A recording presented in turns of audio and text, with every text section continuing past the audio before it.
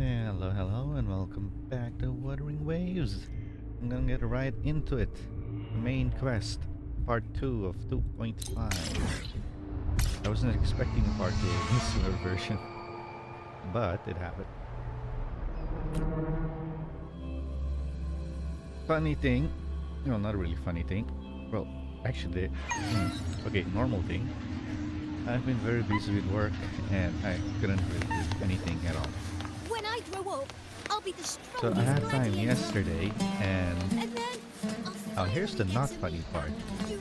My streaming PC, the power supply, decided to blow up. Try this art form. Not even joking, it Well, went look for herself. pop. And now we're offering a limited edition special to the Aegon. And lucky First for one me, on the I still had my signed an older autograph power of Miss supply, Luther. and that one still works.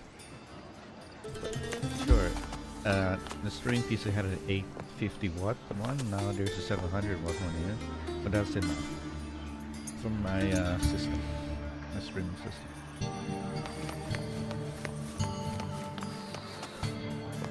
Anyway, main quest, part 2. Let's go. Muggy day. Sky's gloomy. Air's all wet. Oh, and another not fun thing is, 5 minutes late or more than 5 minutes late. The reason for that is my video broadcast software stopped working. It just died. It's not working at the moment, like at all. Trying to get it to work and then decided to say no, I'm not gonna work. So I'm back to normal mic settings and Oh, man. At least let me finish my sentence. and yeah. Ugh. Cold, cold, cold. And oh yeah, I forgot to. Oh yeah, I got an idea for a new avatar for my YouTube thing. I forgot to set it up.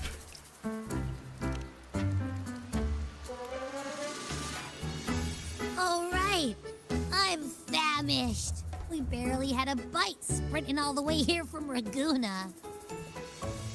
Right, as I was saying, Whoa! Pinch me! This is a feast and a half! about the microphone, the NVIDIA software not working anymore. So now I'm back with the normal software, and I forgot how sensitive this setting is. Hey, Rover! So, we did bring enough money, right? I mean, we kind of rushed out without grabbing anything. Oh, that? Don't worry. Money's not an issue. Augusta made sure we're covered. All our food and lodging here in Septimont is billed straight to the Ephor's palace. But I think the owner might have overdone it a little. Overdone what? Ha! Better get used to it. You're the champ of the Great Aegon. And you know me. If food's on offer, I'll be a scoffer. Yeah, no leftovers, guaranteed.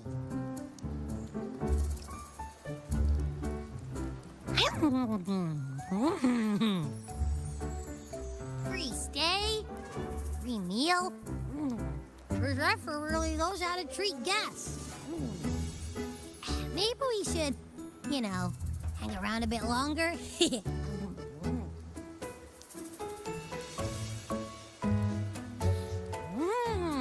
Just smells amazing.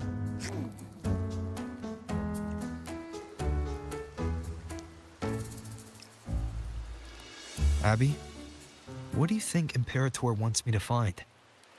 If Cardathia is right, the last clue should be somewhere on the Sanguis Plateaus.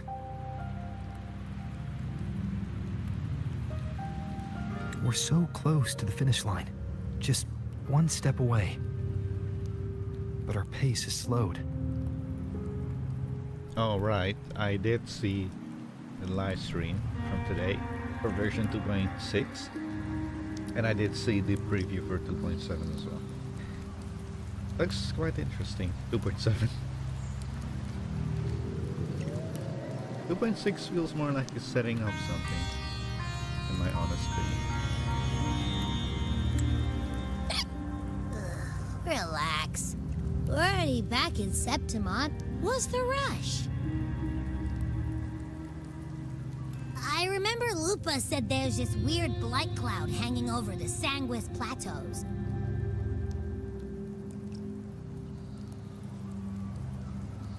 And when the high tide, or whatever, rolls around, all the gladiators go there to hunt tacit discords.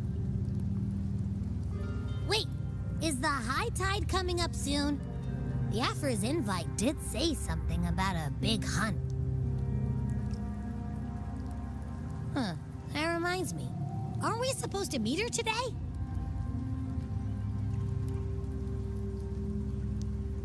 A messenger came this morning. Augusta is dealing with an emergency, so our meeting's postponed. It looks like it'll be a while. An unexpected change. It's throwing everything off course. I don't like the feel of it. And why me for this hunt? If it's about the great Aegon.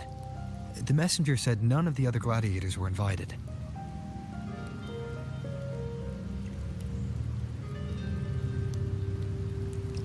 Who knows? Maybe she just wants to test her strength against you. Typical Septimontian, right? You think so? I've only met her a few times, but I doubt she acts on such simple impulses. And as the Ephor, is she really in a position to do whatever she wants? Guessed from afar, you possess eyes as clear as crystal. But what troubles you so that eyes once bright as the Highland sky now dark? Well, you're not a regular NPC, that's for sure. A warrior who walks the blade's edge does not falter over trifles.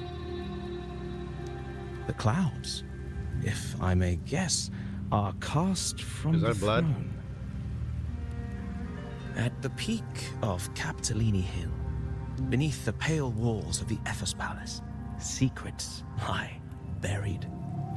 And the most intricate among them are those born from the pursuit of power. Even one as honorable as the Ephor must learn when to be ruthless. In Septimont, a city forged in iron and blood, anyone who seeks the throne without knowing the cost is no better than a lamb marching to the butcher's knife.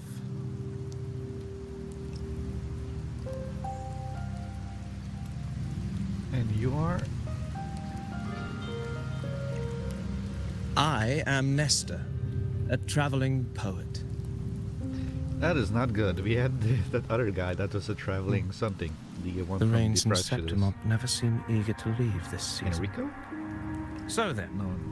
Is that his name? I forgot. if you are curious about the Ephor, then allow me to say that nothing would honor me more than to offer even a modest service to the champion of the great Aegon. Wait, how do you know he's the champion? And all that stuff about the Ephor, too. Oh, your eyes. Were we talking too loud? To see and to hear are but two of the many ways to perceive. Trusting the senses is a habit, a natural expedience, but not the only option. Truth be told, I've been gathering inspiration for my next epic, and its protagonist is none other than Augusta, the Ephor of Septimont. That's why I speak of her with some familiarity. I have a feeling your tale with her will soon be written. And knowing more about those who walk alongside you is rarely without its benefits.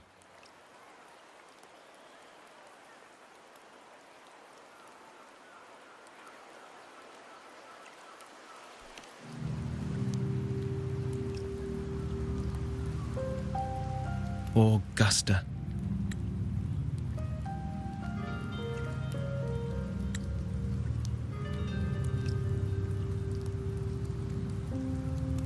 A girl of humble birth, a resonator of modest talent, a commoner without noble patronage. And yet, from the den of wolves that is Septimont City, she rose and eventually claimed her place. Just like the burning sun was once a cloud of dust.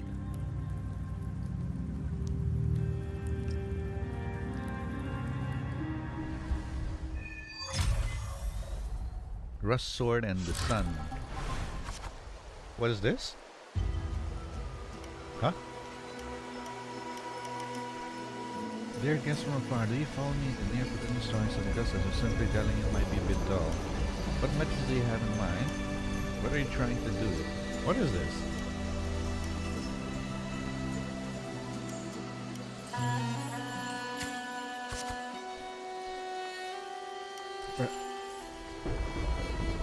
Perhaps having the listener become the protagonist of the stories might be a good option.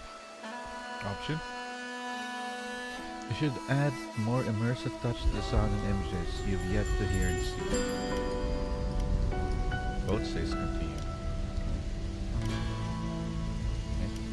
Okay. At this moment, you are Augusta. You shall relive her past, face the same choices she once made, thus, please forget your name for now. Okay.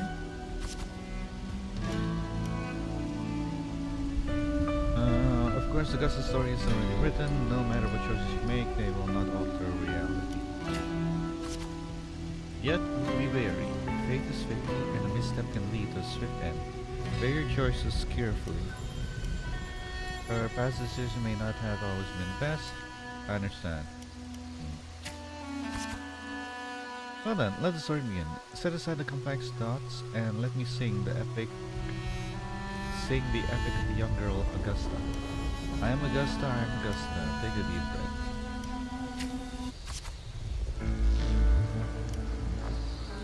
A gentle warm light begins to blur your vision and you slowly close your eyes. When it clears, a small frightened girl clutching a sword stands against the room. A group of solemn Septimonian gladiators stand guard around her. Hey kid, are you alone? Don't be afraid.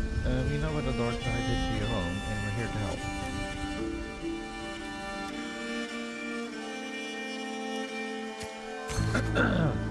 Different choices will change the corresponding stats value.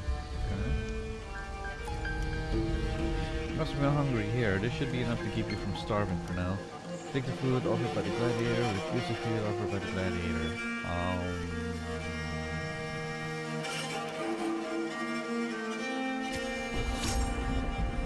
We can take you to Septimont City. It's not safe here. We don't know when the next disaster will strike. Staring at these rooms won't change anything. Even if you rebuild these walls 1,000 times, they'll never hold against the dark tide. You don't have the strength to stop it. Bring your sword and come with us. Why would I let go of my sword? They literally say bring your sword. The gladiator shakes their heads and pat your shoulder. Shake your head. Look back at the ruined village. What does that matter? If we look back or not. Remember to maintain the stats balance. The story ends if the stat drops to 0. The story chapter is complete once corresponding gold is earned. In the end, you chose to leave the village. The gladiator's words reveal the bitter truth. You lack the strength to protect the home you are leaving behind. In your travels, you engage with the gladiators. Stay quiet.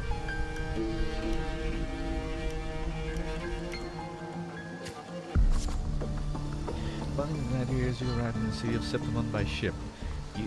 By ship?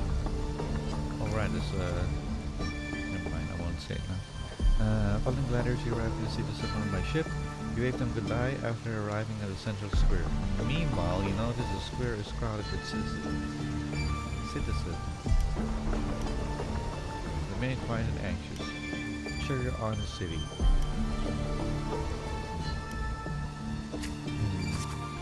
The poster for the Gladiator's Aegon is pinned to a wooden board, and the ears fill the heated chatter about the upcoming match. Around close to the crowd, the gathering people push you towards the crowd.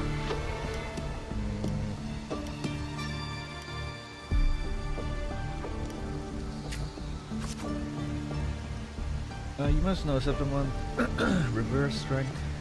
Here only the victor reigns. That is a law older than the city itself. The rule of nature. You notice the disdain in the eyes of the Septimonian. To me? You notice the passion-filled eyes of the Septimonian. Huh?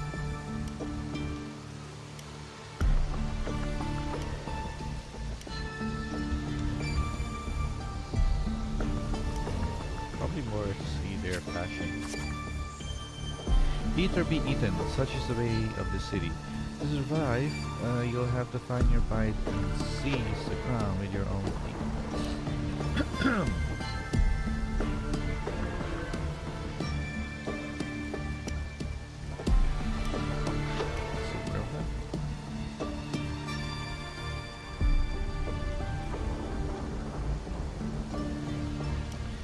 Both are confused. You can't stop thinking about their conversation. You realize the gladiators are the very symbol of strength in Septimon.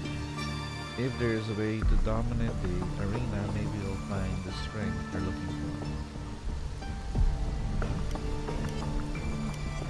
for. Tear down the poster and walk away from the crowd.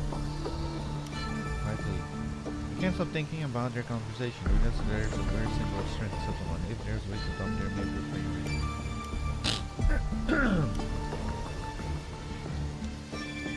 Tear down the poster like we're going to show it to the gladiators and ask them about it?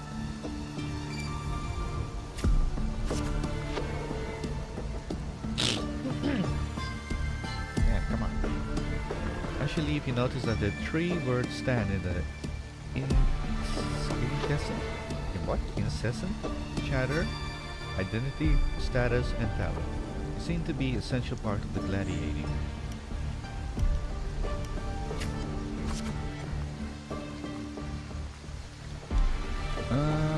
There are always those commoners who view the Aegon as mere boring display of butchery, but we're hardly entertained by the sight of their rats shrieking in the dirt.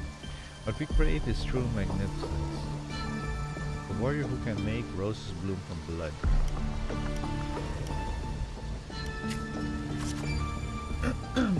Wanna have a little bet on how many mangy rats are gonna try for the Aegon this year? Them and their stench should be stinking up this place. What are you, noble? Trash? You're slightly concerned about your status and talents. Ignore their words.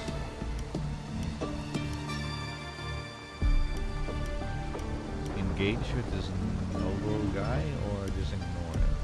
Not talking to me, are they?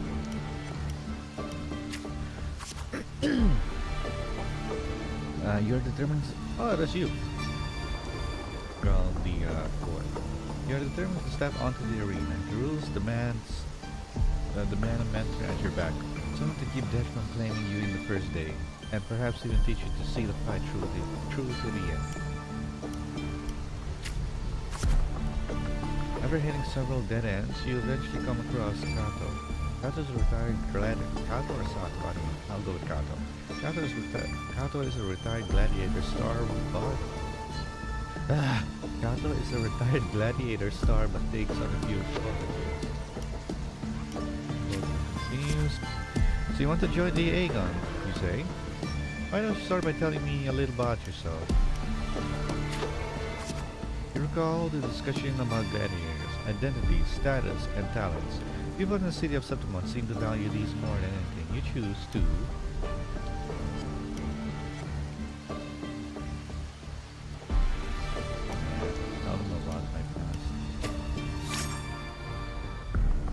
Dark Tide took your home, and you came suddenly seeking strength. Is that so? You got some metal, but that's not gonna cut it here.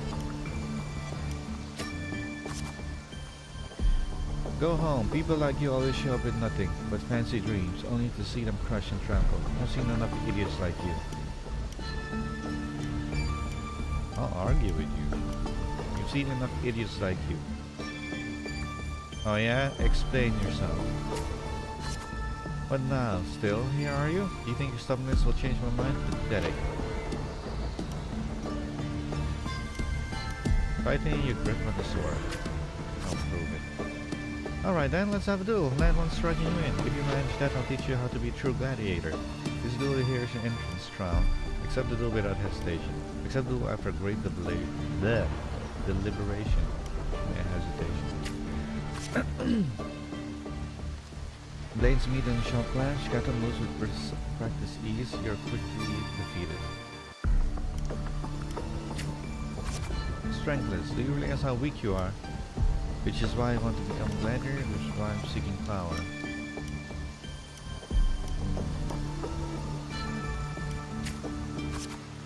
Do you really know who you're fighting against? Can you really best me? You can. Now, how do you plan to end this? Challenge him again the next day.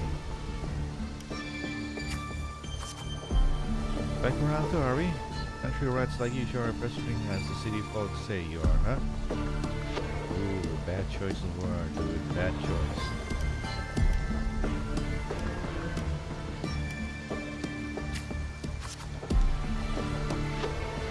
Just like last time you aren't much of a challenge to Kano, you are swiftly beaten once again. Go back, this is not your path. Continue the challenge. Too slow to beat your foolish swings only bring smiles to your enemies. Then I'll be stronger. Then I'll be faster. I don't know. Both are actually good. He's specifically talking about her being too slow, too weak. Still young here.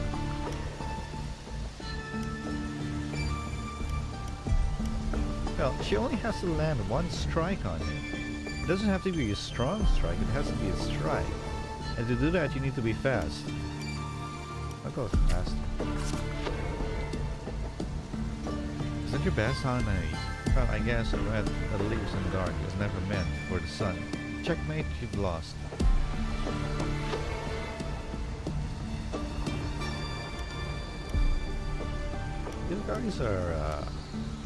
These guys are morons. I'm just gonna say it, he's a moron. Well, let's see how the story goes. Maybe he doesn't turn out to be a moron, but if he continues like this when the story ends, he is a moron, and I'll explain later why if you don't forget. Still not ready to give up? Why don't you sell your sword? He'll get you some food at least. Good chance for your day. You stand before Kato again, dragging your exhausted body nearly at your limit. I'm about to collapse, I can still fight. The wind swept up the blade, whispered past. Came you suddenly home. Soft sunlight cascaded in the dark, why did I say dark? In the great oak's leaves, and you hear your friend's laughter, your parents' gentle calls. Jesus, why's my audio so loud? Not my mic audio, my game audio, I just realized.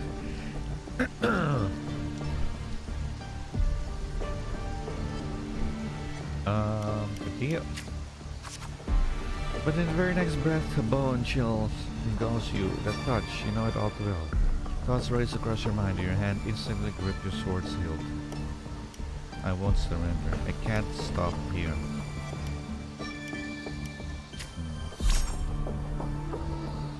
You seize the opening and land a hit on Kato. Kato hands you his sword and turns to leave. Call out to Kato? Hell no. I'll just catch his sword. In Septimon's arena, the victor claims the weapon of the defeated. A symbol of conquest, the sword is yours now.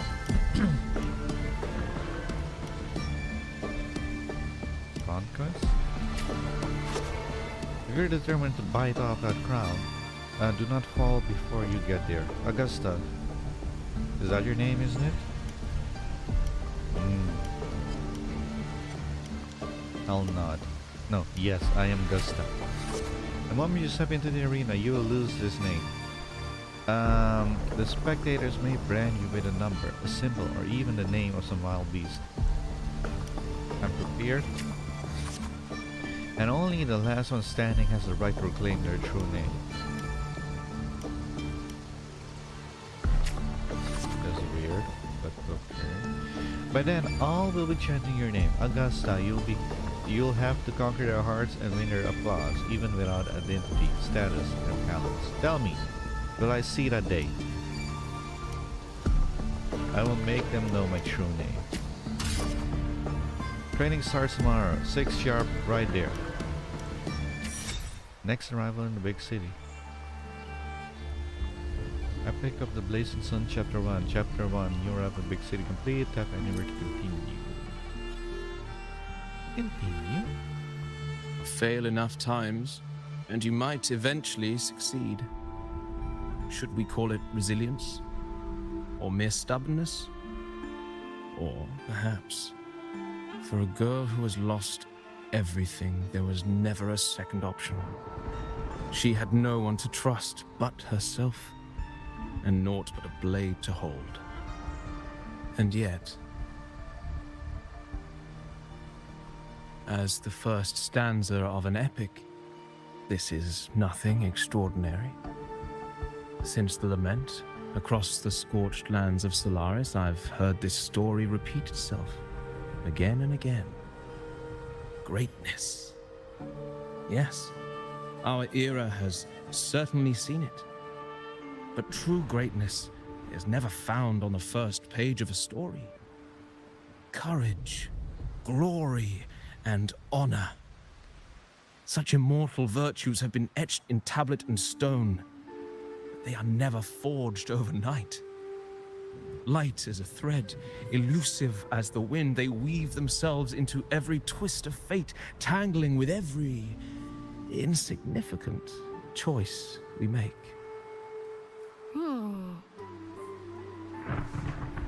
I don't know. It's just unbelievable. The Augusta he's talking about, and the Ephor we saw in the arena. No way they're the same person. A girl far from home, arriving in the city upon Capitolini Hill in pursuit of strength. No title, no status, no wealth. I doubt anyone at the time could have imagined her rising to where she is now. Do you mean Cato? Do you believe Cato handed her that final victory on purpose, and that his scathing words were a test of her resolve? Maybe he had long grown tired of that corrupted system. Then Cato must have been an idealist to place his faith in a girl with nothing to her name. Now, why don't we keep this question in mind and see where the story leads us?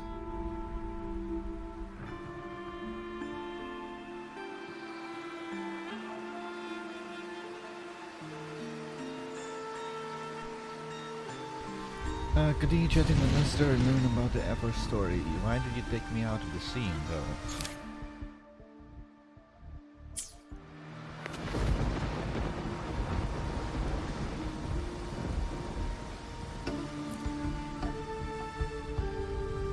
Are you ready to listen to the epic of the Blazing Sun? Yes. So is this part 2 only going to be a stock?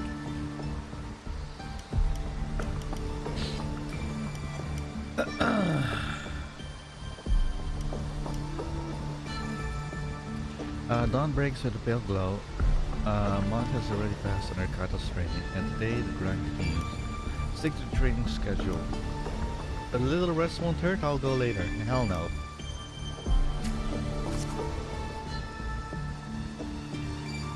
You arrive at the training site, repeating the same moves over and over again. It's begun to wear on your patience. You notice some gladiators training moves you've never seen before. You decide to stay focused and keep on I already know how this is gonna go. You keep repeating the same moves over and over again. There's a reason for that. The gladiators are just trying to be fancier. You know, some gladiators training in moves you've never seen before. Let them do their thing. We'll just follow Kato's training. If he says do the same move over and over again, you do that. There is a very good reason for that. Stay focused and keep to your own training. You reflect on your training. It was always you alone facing the wooden post, patching yourself up over and over again. Give up in sadness. Give up on what? Endurance was true. The day slips by and the gladiator's Aegon draws near. Today, Kato will give you one final lesson. I've done all I can to prepare you. Now you're on your own. Is this the graduation ceremony? Training ends today? Here's my final task for you. Tell me, why do you want to become a gladiator? What pulls you through all this training? You're unsure of what to say.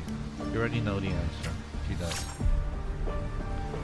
Your ideal has never faltered since you left home. To be strong enough to protect others, you meet Kato's gaze and reads the answer in your eyes. I remember my true ambition. Offer Kato your thanks. I remember my true ambition. In the meantime, a flicker of desire crosses your eyes. You recall Kato's words from when this all started. By then, all will be chanting your name. Augusta, you will have to conquer their hearts and mirror applause, even without identity, status, and talents. Tell me, will I see that day? I will make it. You're aware that sponsors for gladiators' Aegons are mostly nobles and wealthy merchants. Figures behind your reach, except perhaps in the underground arena.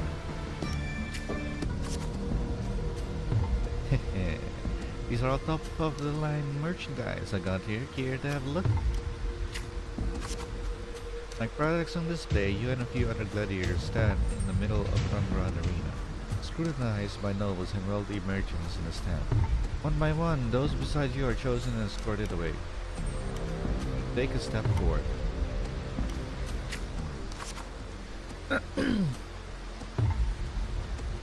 The audience casts their eyes in your directions, however, all you receive is constant laughter in return. Glimpse of nobles' lavish lifestyles flickers through, visions of your own ruined flesh within your mind. I don't know what this means, ruins of flesh. I genuinely don't know what it means. These laughs, so they really did have a hand in that disaster. Ah. The rotten high places always played a part in your home's ruin. Dark tide alone did not destroy your home. True that. Politics. A disease. When the dark tide struck, those with power and wealth continued their life of indulgence and luxury. The might of the gladiators existed only to serve their desire. A fire of anger ignites in your chest. Silently, you swear to shatter these rules. I go with the fire. Well, a village girl with such a macro forte dreaming of power and strength. I can't remember last time Septimont had a joke like this amusing. Well, this joke, as you call it, became the Aegon, dumbass. Try and you'll see. What can you offer? Prancing around like a circus clown and scrambling for your life so we can all have a good laugh? Or do you think playing innocent will win you favor? I never disappoint. Anyone interested in this one? Overall, watching the week's struggles always a fine source of entertainment. We get to stab this guy later, right? Right? You bear a small anticipation that someone will pick you. You give the nobles chilling stares as they talk in whispers. Look me in the eye. Entertaining, you say? Septimon's strength defines worth. You shouldn't be so quick to judge a gladiator who offers herself. Old school noble. Okay. You turn your view towards the voice. With heavy steps, a well-dressed old school noble walks down from the stand towards you. It smells of rotten stench. It's unlike the smell of rats as the Septimonians had put it, but a foul odor of power and wealth.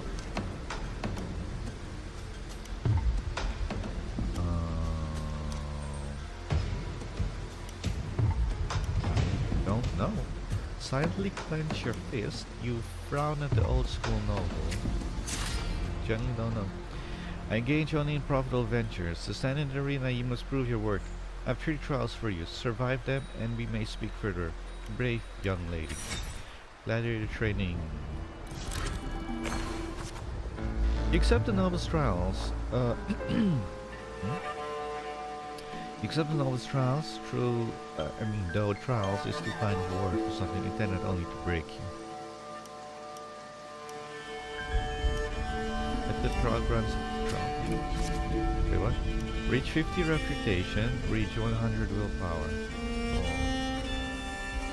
Outside the walls of the month, the city lies a wasteland plagued by dark night, your homeland. Returning home, you can't help but feel sentimental. It's now different from the home you remember. They say a ferocious lion beast croaked by the dark tide crawls deep within the cave. No common blade can cut through its skin. Wait, a lion in the cave? Is that referring what I'm thinking he's referring to? He first tries to slay the beast. The noble, however, decided to strip you of all your equipment with a dull blade.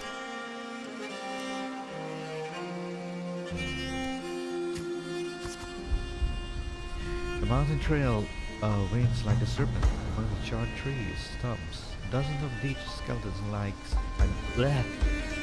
lay scattered. You suspect you're getting close as you continue forward against an unpleasant smell. When the first ray of sunlight split the clouds, the cave reveals itself, breathing death. Before you get a clear picture of the cave, a crushing force presses down upon you.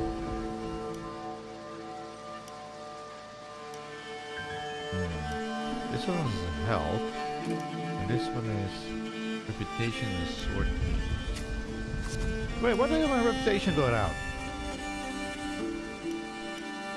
Shh, down. You're trying to get yourself killed, all your brethren are alerted. Do as he says. Wow. And you turn around and see a hunter. Just then a massive beast aroused and walked past through the honey.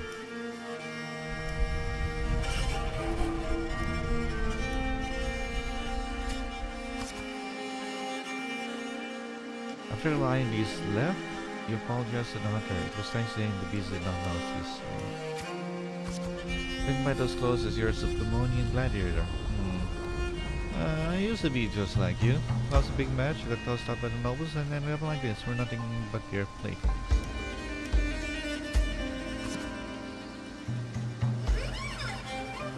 The skills honed for battle are now merely tools for survival. Septimont has abandoned the strength it desperately needs. You pity such reality. Ask about the beast. Only a madman would go after the lion. I know what I'm doing. I have my reasons. His words are rough, but he eventually tells you everything he knows. You bid a hunter farewell and make preparation for the hunt. To gain more knowledge of your prey, you choose to silently observe the lion beast in the following days. After a few days, you manage to grasp an overall behavior pattern of the lion beast. Thus, you march towards the deep cave. Botus enter cave. Deep within the cave's dark embrace, you tread softly, and a sudden death freezes your step. Dreaded. Between the flickering torch flames, a monstrous shape appears. The lion beast, flying from the nether, dances amid the golden mane, while claws like scythe tear wounds in the earth. Maintain distance and swing your sword, or draw your sword and strike the beast. Let's maintain distance for now. As expected, your sword fails you. It's ineffective against the lion. Before you can take a breath, the lion's thunderous roar storms you again. You decide to dodge its attack and search for a weak point. quickly analyze the cave's environment. Oh.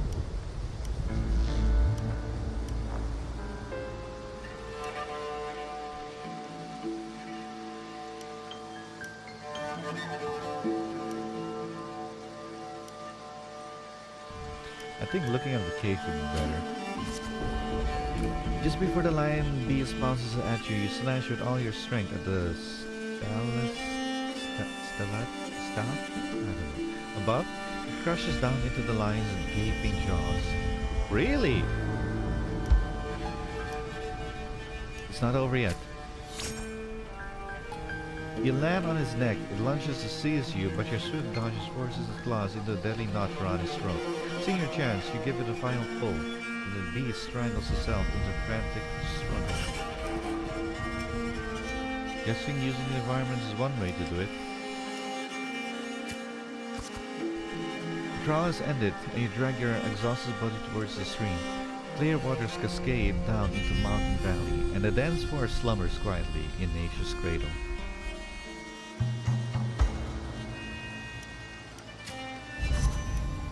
You rinse your blood-stained hands in the water. The clear stream slowly turns red. The birds scatter and the fish vanish. You sense the forest unease at your presence. I took down the king. You're scared. Are you afraid of my power, or are they afraid of me? The critter's panic punches you into a reflection. For the first time, you realize that power can instill fear. You desire more power, you're somewhat shaken. With no time to rest, you approach the nobleman again. He imposes a second trial upon you. I know full well the next one will be easy. What is it this time? Killing a mad beast is hardly an achievement. I'm sure you're aware. And do it yourself. That's all the warriors of Septimont have. 2 lives. I'm sure you're aware, girl, that all the warriors of Septimont have 2 lives. Kato seems to mention this before, did he? One by their parents and the other by their sword. You may consider the sword in a gladiator's hand as their life in the arena. For your second trial, bring me 100 lives. Yes, prove to me you're worthy by standing in the arena. Of standing in the arena. Huh? 100 lives of what? To get the admission pass for the Aegon, you start the second trial. Day after day you fought gladiators of Septimont. As your reputation grows, so do their spectators. They don't care who you are, but only want to see when will you fall. Look, it's that girl again. Didn't think she would get as many wins as she did. Just look at the size of her. How will she even carry those swords? Focus on the opponent before you.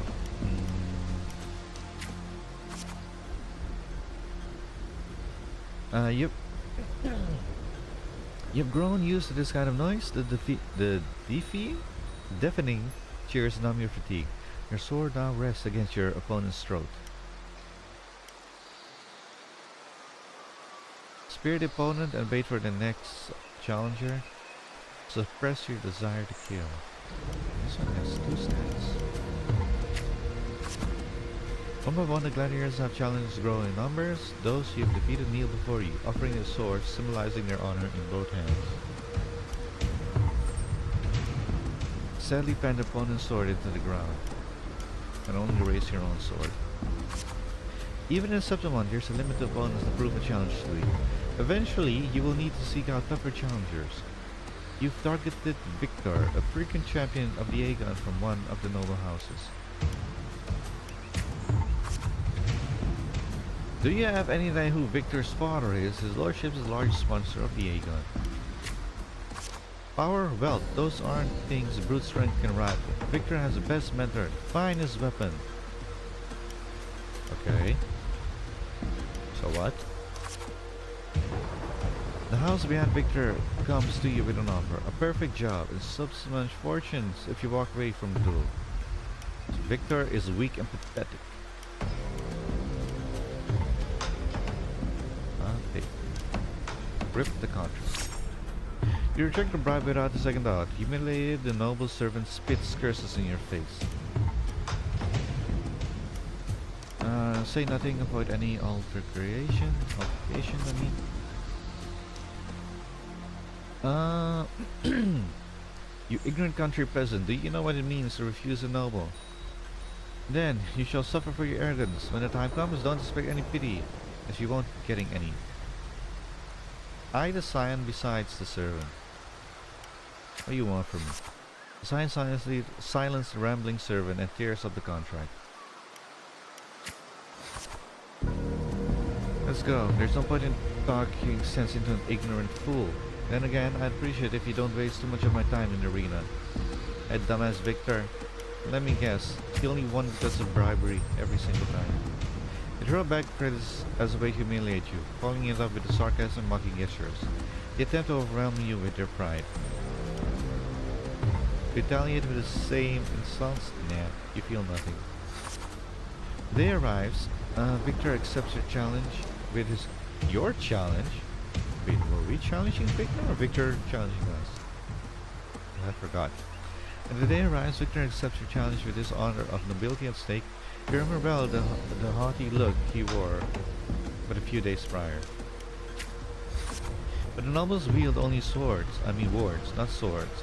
Victor knows nothing about swordsmanship. He usually defeat the weak incompetent scion. See? Told you, he knows nothing. He only won with bribery. And casually lift his pretty helmet with the tip of your sword.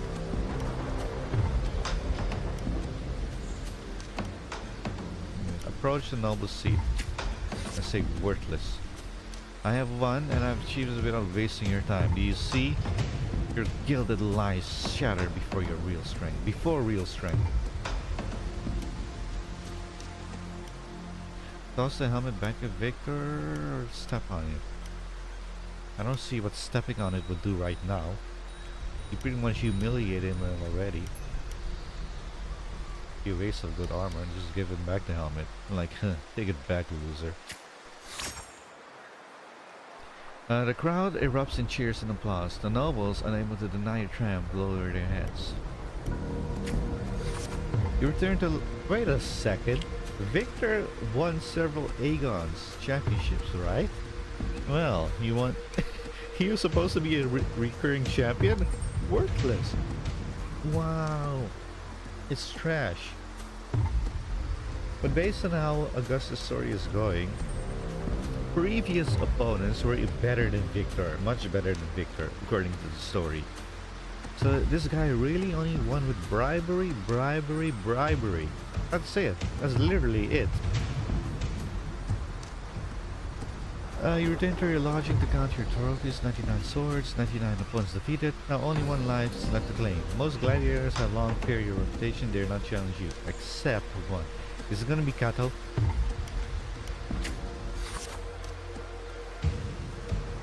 Aerodel, the rising star of the Grand Arena. Unlike you, he was born with a powerful forte. He's undoubtedly the king of the arena. Talents no longer matter to me. A sword, tempered by countless battles, is no less sharp. Huh? Amidst the endless chanting of the name Aerodel, you arrive as promised. As always, spectators crowd the arena. Even the old school noble is present this time. None of these choices matter. Your opponent's towering physique draws yours, and his crushing presence brings to mind the fearsome lion beast. Better suffer exchanges. You notice something unusual. The floor is too slippery to gain a foothold. And Iridel's armor is unusually heavy. Oh, look at they are cheating.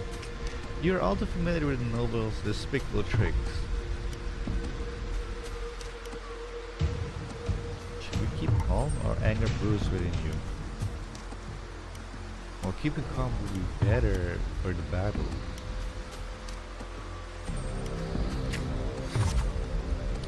You shift your pace, luring Idril into the very trap meant for you.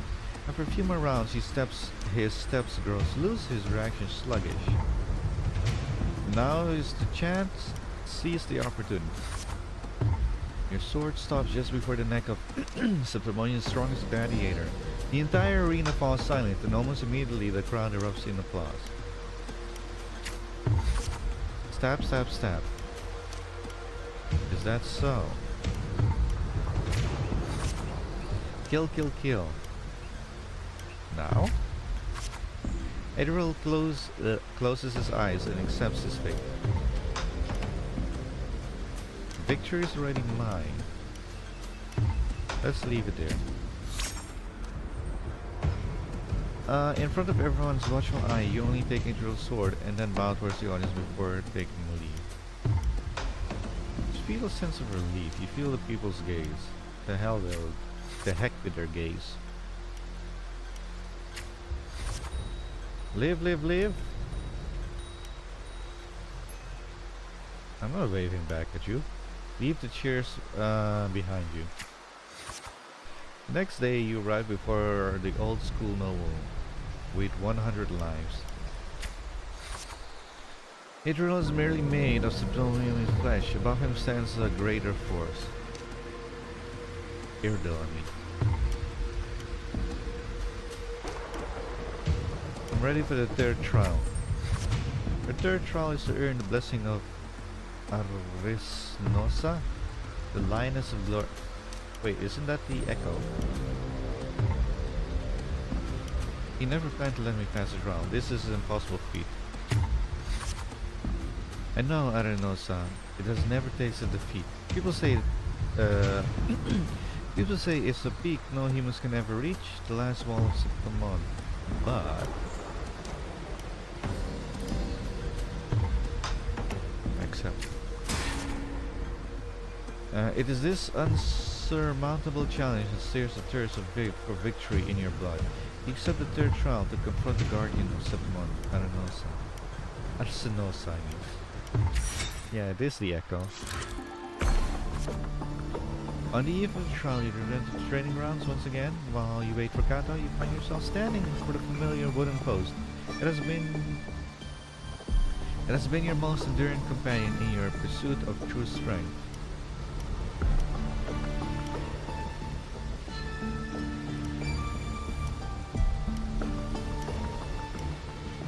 Hug it gently? What?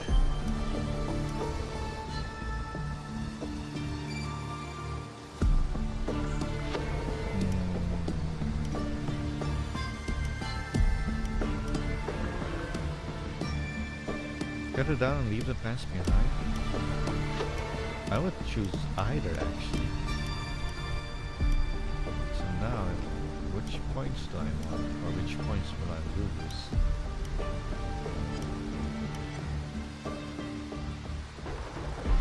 I don't know. Oh wait, what do I need? Sword and crowd.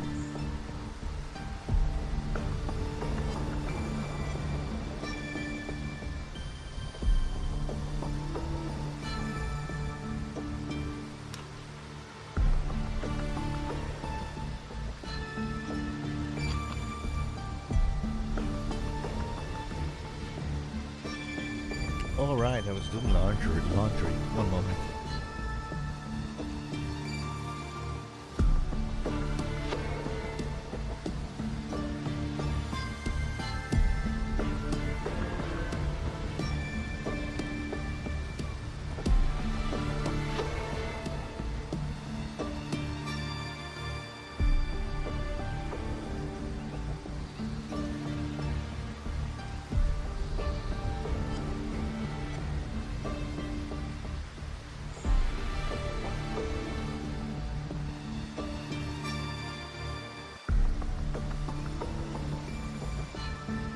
Alright, back. It says 10 more minutes until it's done.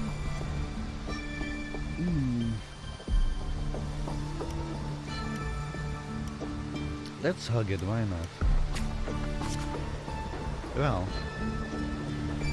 Well, not a particularly an easy path, is it? Tell me, what did you learn from this path? Strength can instill fear. Strength brings conquest, such as humanity's oldest rule. Augusta, I'll be there for your last trial, and I will call your name for all to hear.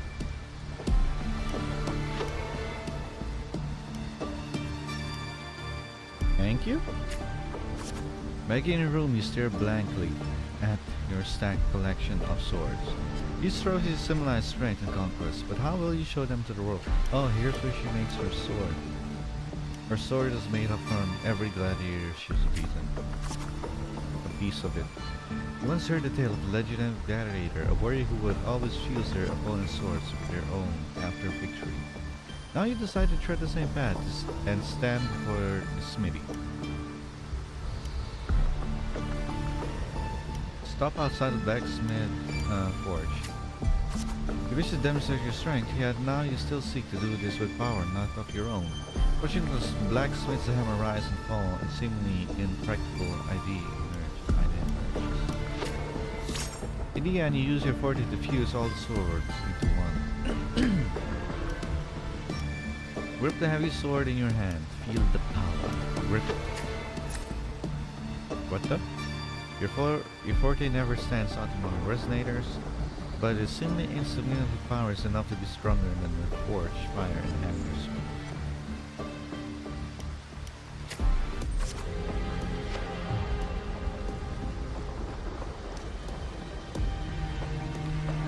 The day of the final trial has finally arrived.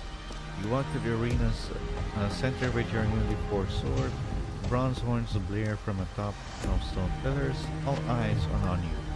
Everyone is eager to witness how a human will rival the strength of Arenosa. Why do I keep saying it like that, Arenosa? It's Arsenosa. Survey your surroundings. Sure. Suddenly, a rumbling growl cuts through the noise of the crowd. Nobles' banners flutter and fall. Colossal shadow swallows the sunlight around you. Arsenosa appears. There's a slight ringing in your ears. Arsenosa's mountainous size catches your eye. It's awake! A noble shrieked. Arsenosa stands silently. Opposite you, slowly its eyes open, coldly watching you. Wait, are we in the arena where Arsenosa sleeps at the top or chills out at the top? Rest your hand on the hill. Focus and stay alert.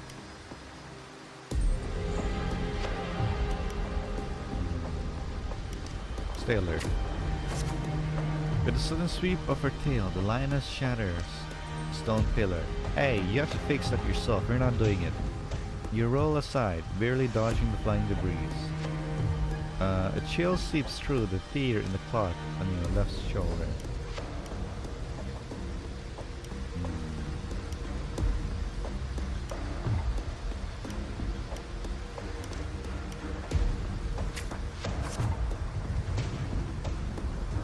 And screams from the stands are soon drowned by the lioness' roar. A wave of sound and dust rips past your ears. You can taste blood on your lips and tongue. Ignore the pain and tend to the wound later. Patch yourself. The second attack comes without warning. You barely have time to react before your sword rises to meet her descending claws. This strike shall be my all. Recall your encounters from previous battle. What the hell? How much did I lose for that? You managed to withstand Arsenosa's fierce attack, and the moment it withdraws, seize the opportunity to thrust your blade into the ancient cracks in its right foreleg. Golden blood spills the arena. Steady your bet. Arsenosa seizes her attack, her mane brushing against your bloodstained face before she lowers her head. The arena shakes with applause. You hear the crowd chant your name in honor.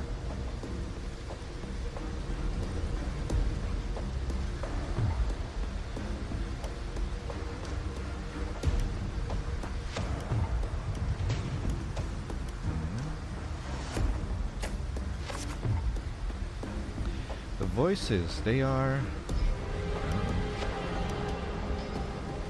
Listen to the waves of the cheers. Listen to the waves of the cheers. They're both the same. O wise and noble Arsinosa, the mighty guardian of Septimon, bestow upon her the crown of courage and strength.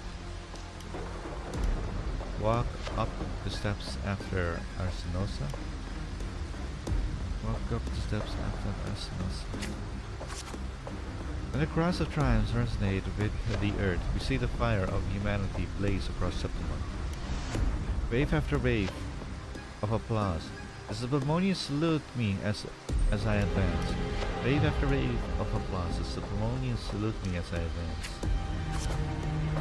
O sun and moon, witness this extraordinary feat. Witness her epic dedication to Septimon. Take forward. As the platform rises, you realize that by earning Arsinosa's blessings, you have been granted a privilege. They are all bowing to me.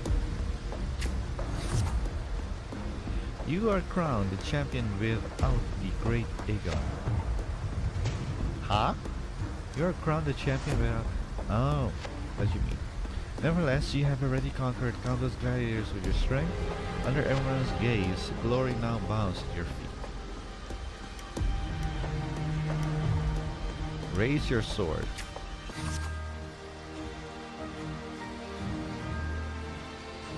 At last you stand atop the summit. Champion only now with battle fire cooled. I can hardly read that font. The color.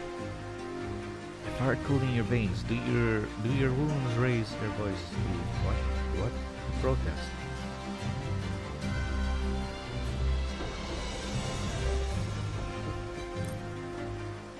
You have shattered the decaying order with strength, and through strength you shall shape new rules. It's hard to read. It's a different color. You shall wield gladiators' valor under righteous path. You shall allow no more fragile lives to tremble before death.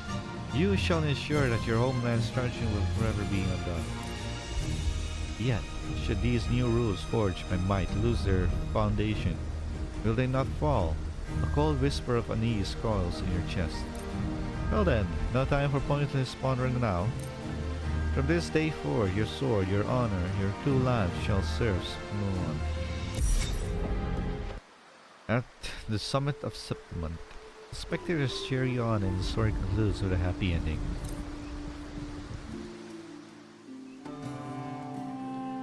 Merely the rough shape of a short epic.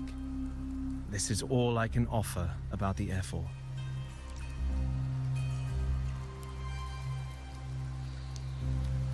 Now, as a listener, what do you make of my narration?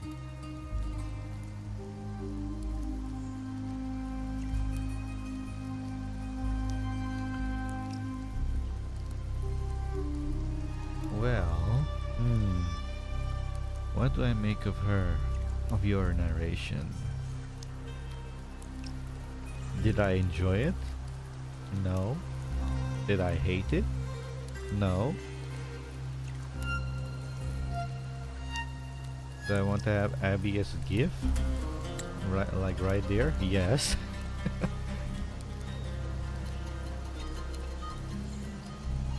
Oh wait. Oh man, I don't know how to record this. I'll just record it over my VOD. I'll still take a picture of it. What? Come on. There we go. I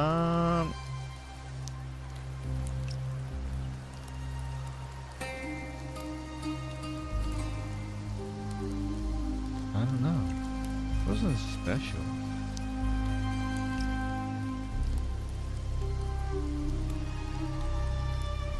Well, it wasn't special for me at least. I've read a lot of stories. A lot of drama. A lot of epic tales. A lot of this and that. I still don't know the Ephor.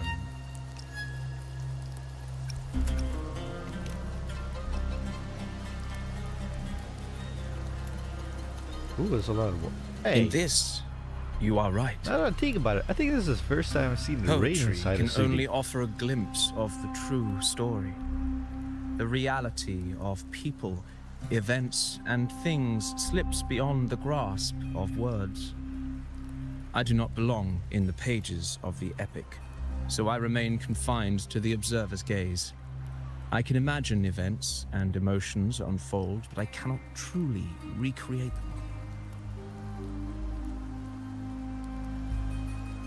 Here's some advice for you, though I hesitate to call it such. If you want the truth of a story, step into it. Become part of it. The opportunity stands before you now. As I've said, the tale between you and Augusta, the hero of Septimont, is only now turning its next page. You seem to know exactly what I'm about to do. It's not difficult to see. Fate flows like the stars, tracing their course. Your destination is written in the steps you take.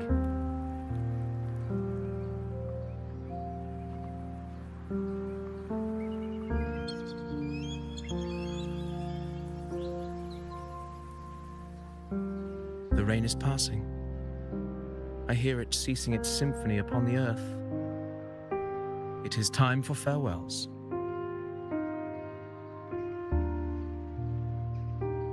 Before I leave, may I ask you one last question? What is it that has lifted Augusta to the seat of power? What is it that makes a ruler?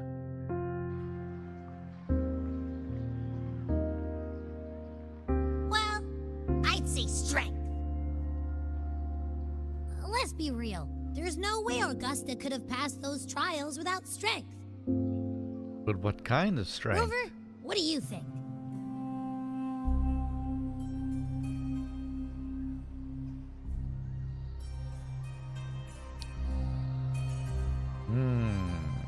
It was strength and conquest. It was strength. It was an unyielding resolve. It was born from the hardships of the past.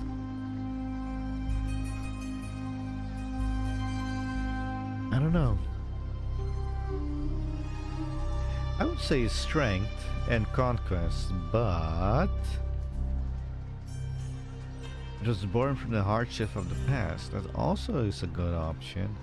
However, the game gave me option 4. I don't know, and I generally don't know.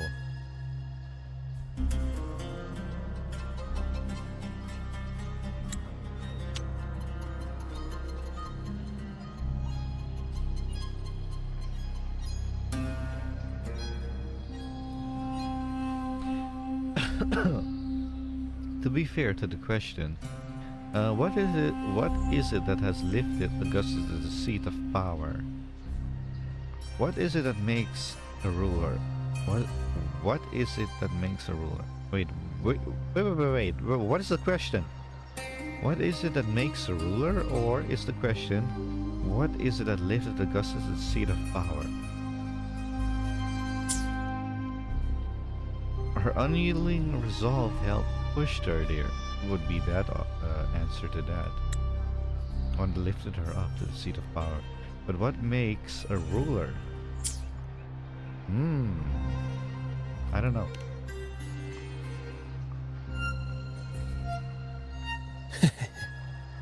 You needn't rush to answer now. Keep it in mind as you continue your journey. When the final chapter is written, the answer will reveal I don't like itself. the fact that he says chapter written. It's like a fractious overseer Farewell, guy. my friend. Our paths crossed by fate and by chance. Soon, after this brief encounter, everything about me will be gone with the wind. But you, your epic continues.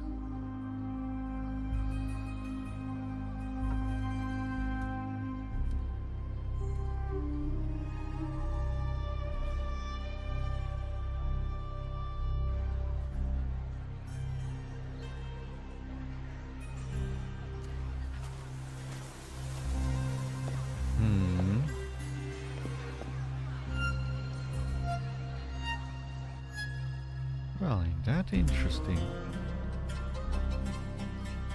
The previous day. Your Excellency, you have indulged her too much. As the priestess, you know is far too unruly in both action and word. It's a disgrace to her title. Indeed. She entered the palace unannounced, uninvited, and with no decorum. A blatant affront to the authority of the palace. Same as always. Senators, all she crossed was a doorway. One too insignificant to carry the weight of our authority, or defend anyone's fragile pride. Let us not forget, it is not the walls of Capitolini Hill that command fear. It is my will, my sword, and our relentless conquest. I know your fear.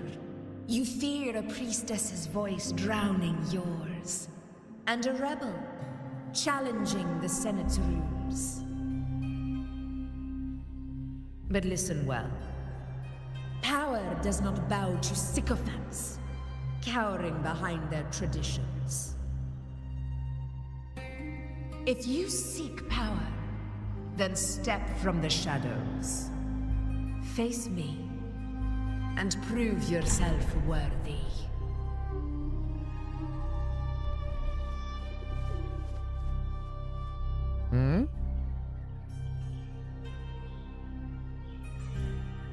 Took Hello. you long enough, Augusta. Handling the senators takes time. You know that. Well, to keep our esteemed priestess from waiting, maybe next time I'll just leave them to their own devices. I'll make sure they record every detail of your feat and relay it word for word to Grandmother Lilibet. Priestess Iuno. Unruly behavior left Tetragon Temple without permission and trespassed into the Ephor's palace. I wonder, who will lose it first? Lilibet or you? Let those old foxes report me all they want. If they step into the tetragon left foot first, I'll shoot the left. Right foot first, I'll shoot the right. Hey, I'm with you on that one. The Senate should be reminded now and then that the Tetragon's kindness is not a reason to take Priestess Yuno lightly.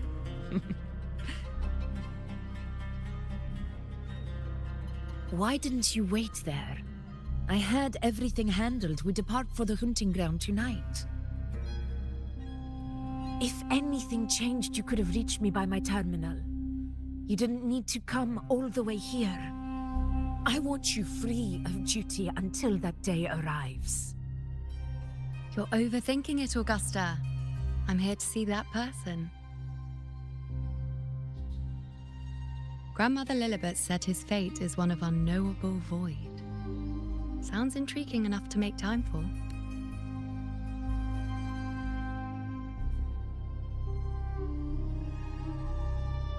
So that's it?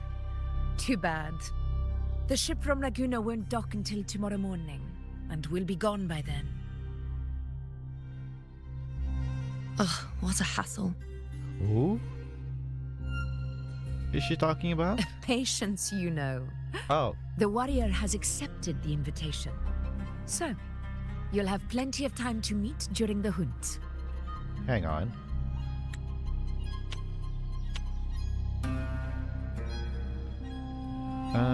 I'm here to see that person. Blah blah blah. Too bad the ship from Laguna won't dock until tomorrow morning and will be gone by then. Patience, you'll meet them during the hunt. But we're not in Laguna, we're here right now. Wait, how did this quest start off?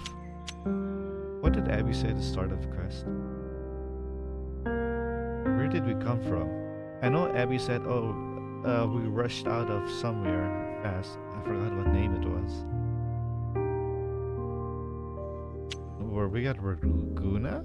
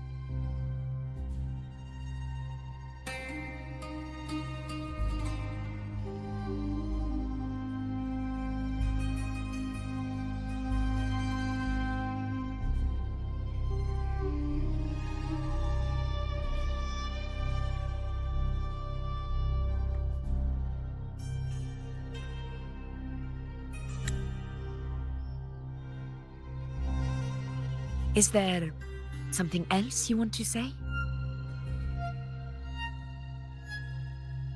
I read Grandma Lillibut's Book of Prophecies. The hunt and our plan, neither end well. Are you sure we should go through with this? Risk does not trouble me. Peril simply requires greater strength. But really, when did you start caring about the temple's traditions?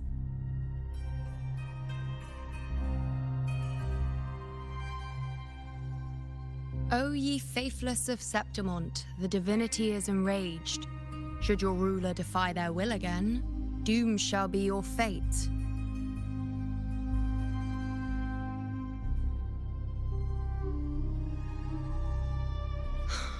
Lately, I've been hearing murmurs from the nobles again about the ancient prophecy from Raguna. I will admit, those words once carried weight. But when our ancestors crossed the waters and climbed these hills, Raguna's divinity didn't get a seat on the ship. And the priestesses all said the prophecy was incomplete. Only the hero of heroes, wielding extraordinary Yeah, it was power, Mia. risen from the dark tides, shall bring eternity Probably. to Septimont. Then shall the waters quiet, the tempest still, and glory return with the blood of the old king. Do not forget, this is the other half of the prophecy. Fabius, Attilius, Valeria, one after another, these heroes have saved Septimont from the brink of ruin. As long as a hero stands, no disaster can break this eternal city. What if this time is different? What if ruin is our fate? Then I will sever that fate with my blade.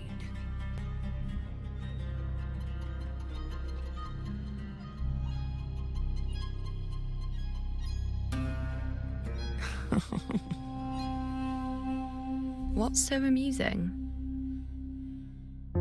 So, the fearless priestess Iuno can be frightened after all. But it's fine. If you're afraid, don't push yourself. I can handle this alone.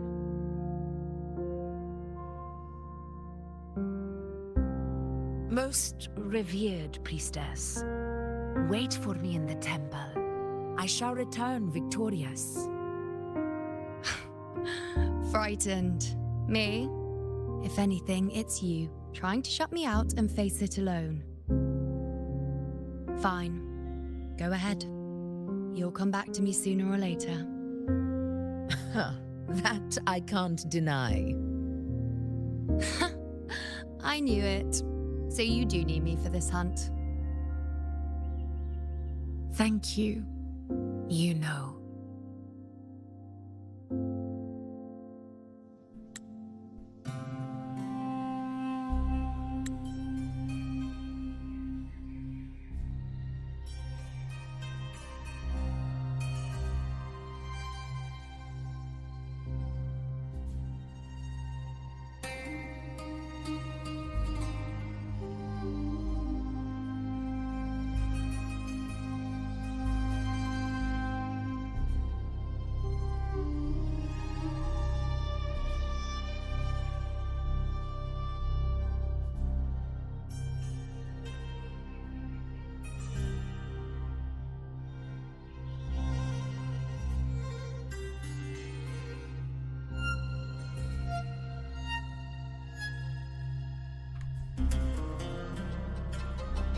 Why are you saying this?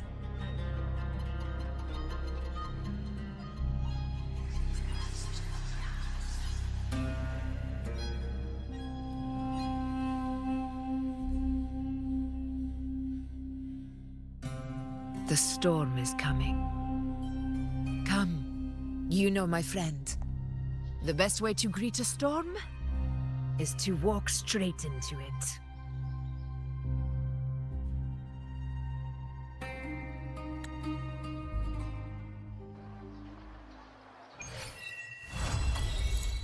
Ha! Well, that was that. Well, that would be like an hour. I was thinking maybe it would be like 1.5 to 2 hours, but it's more like an hour. Like, Not what? so bright, but I I still need to do the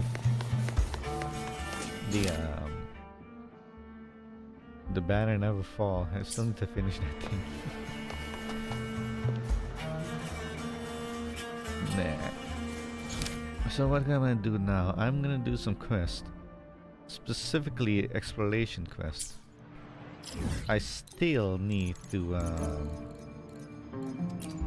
do this one here. So let's go do that one. Last time. Did I? Yes, I completed that. Okay. The wind rises.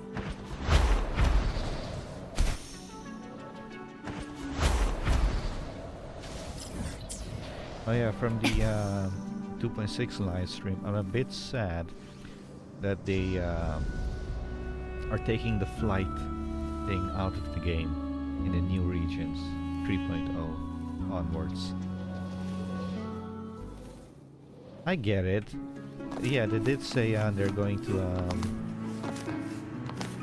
introduce new travel mechanics to replace it. And yeah, that's nice. And I do get it why they're taking it out, because you have to understand, Rinascita was built for flying. It was built for having flying around. So in the 3.0 region and regions on ahead, if you're going to introduce flight to those regions, you have to build them for flight. So you're kind of blocked in your creativity on how to build those regions. And by taking flight out, you can do whatever you want again. So in a sense, yes, it is annoying that we don't get flight anymore in the new regions. However, the developers can now create whatever they want. They're not forced to build regions based on flying. It's not being a blockade for them anymore.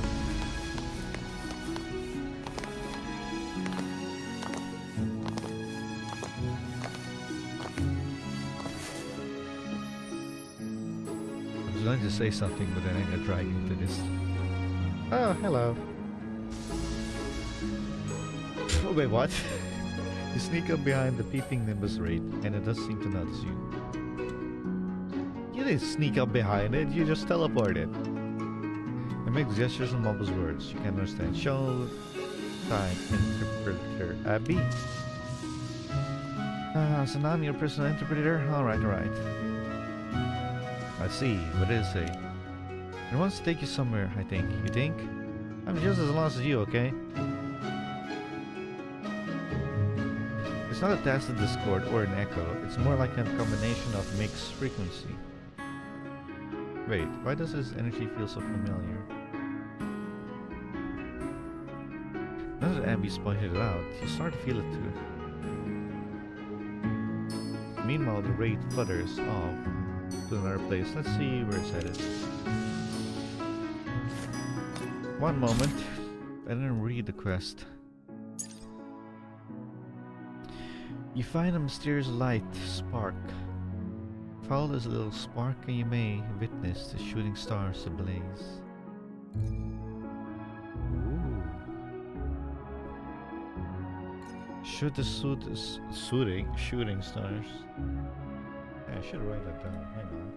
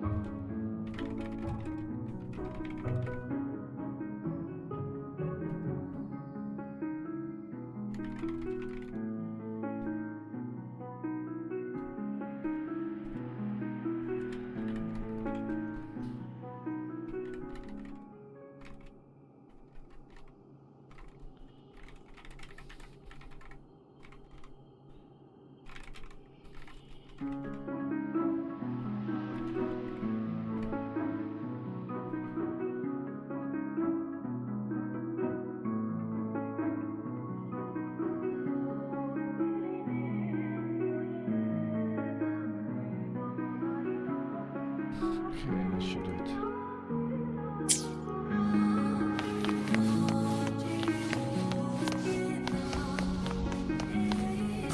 Okay, where'd you go? Eh?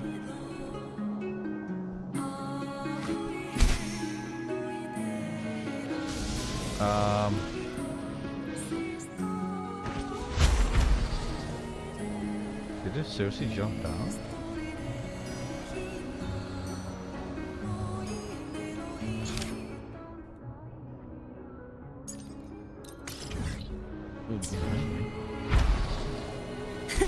I can fly too.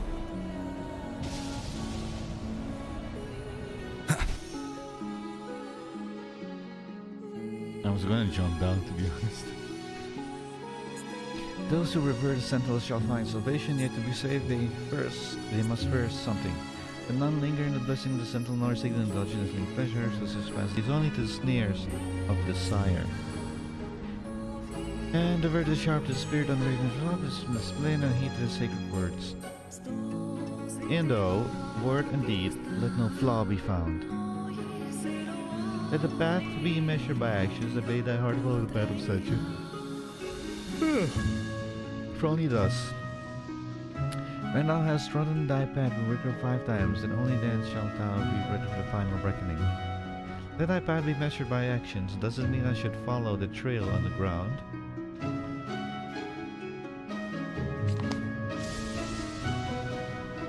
Sketching.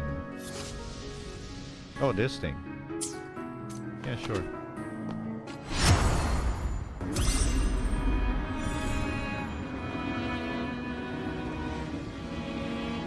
Where am I? Oh, make a horsey. Hey!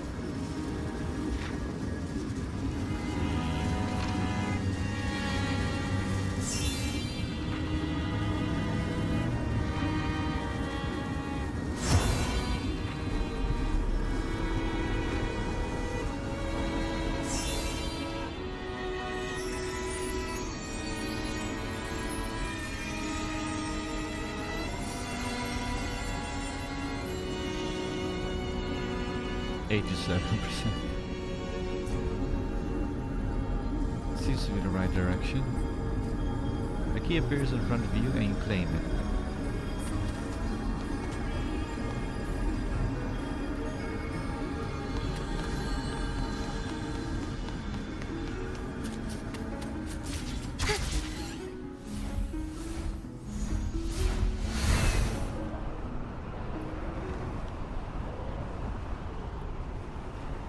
The direction is something seems changed. Let's go check it out.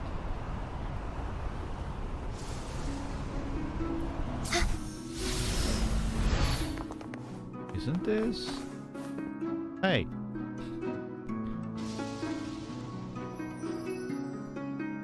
This elevator leads to the place where Garcia was once sealed. I mean, usually just teleport up there. But this little one guide us here. I could use some more. The name is Raid. Directly flies through the door. Huh? There's more beneath that floor? I wish I had such a handy ability. Wait, there's more beneath this? As if sensing your confusion, Nimbus Wraith returns to help.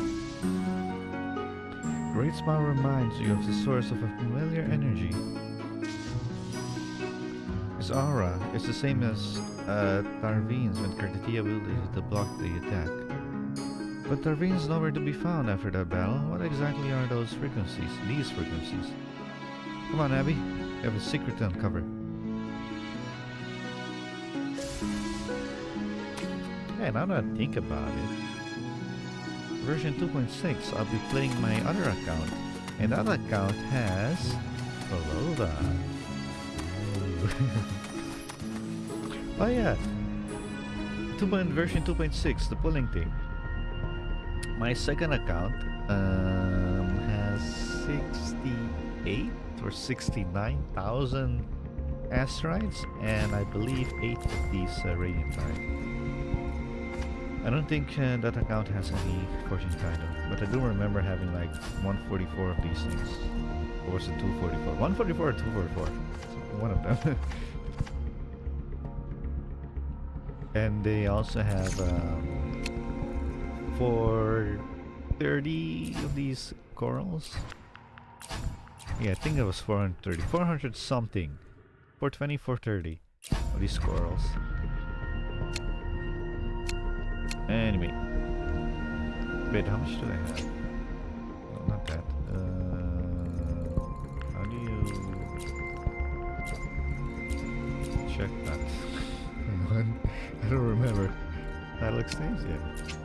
301. Oh yeah, instead of 6,000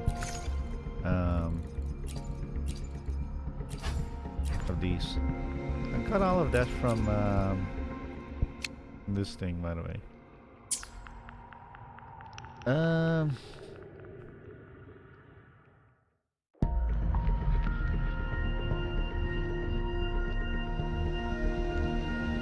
What was I thinking about? I forgot. Alright, who's spelling what account? Who's spelling what character? So when 2.6 arrived, Augusta is coming in the first part, and Yuno is coming in the second part. So I'm thinking of getting Augustus on my second account, because I really need a very hard hitter on that account. Sure, that account has some good hitters, but I want one very hard hitter at least. I mean, this account has a Yinshi on it. And you know how hard she hits. Sure, this account also has Cartatia, but Cartatia is more like a fast hitter, like a good fast hitter than a very high hitter. Like a stupid high hitter I'm talking about. Yinshi still takes the top spot for that. And so my second account is probably gonna get Augustus, and this account will probably get Yuno. Because this account really lacks AoE characters. I only have a Rocio on this account for that. You know how many AoE characters my second account has? The Elevator descends. The faithful of descendants comes face to the final reckoning. Show your reverence and resolve to salvation to the Sentinel. Only then shall you use the repaired key to unlock the Order's relic. Me. Hey!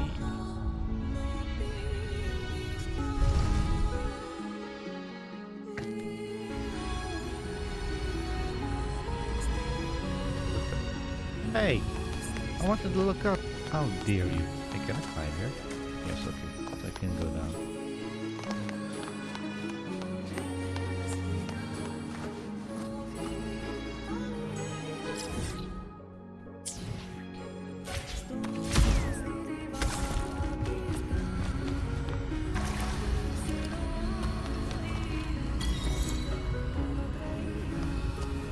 Always another challenger. Hey, I recognize that place. This area, I mean. Ah. I never really explored this place. I only did the thingamajigs. Oh yeah, the new loot matter the new loot mapper. Do I have it? Yeah, loot mapper is coming in 2.6. Is so nice. Because it goes from this to like till here. Can I have it back? No, not that. Thank you. Right.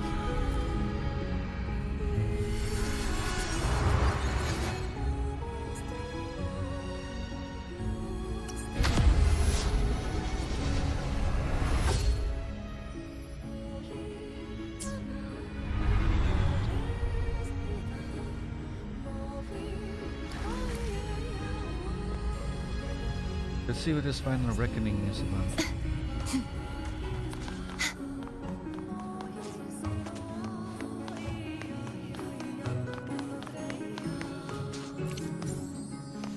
Torn pages of Valenium.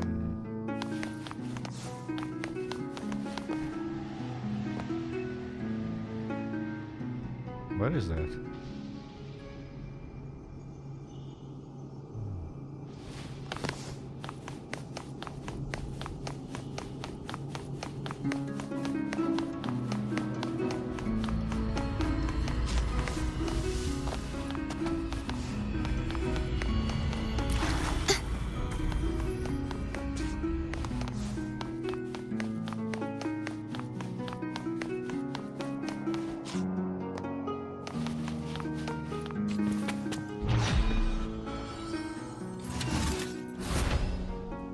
Why?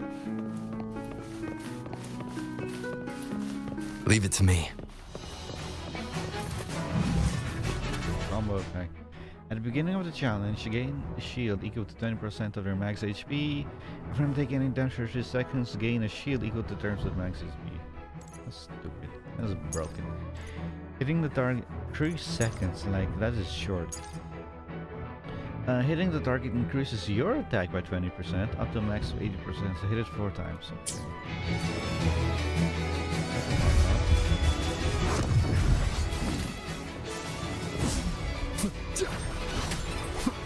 Annihilation! Hopefully this helps.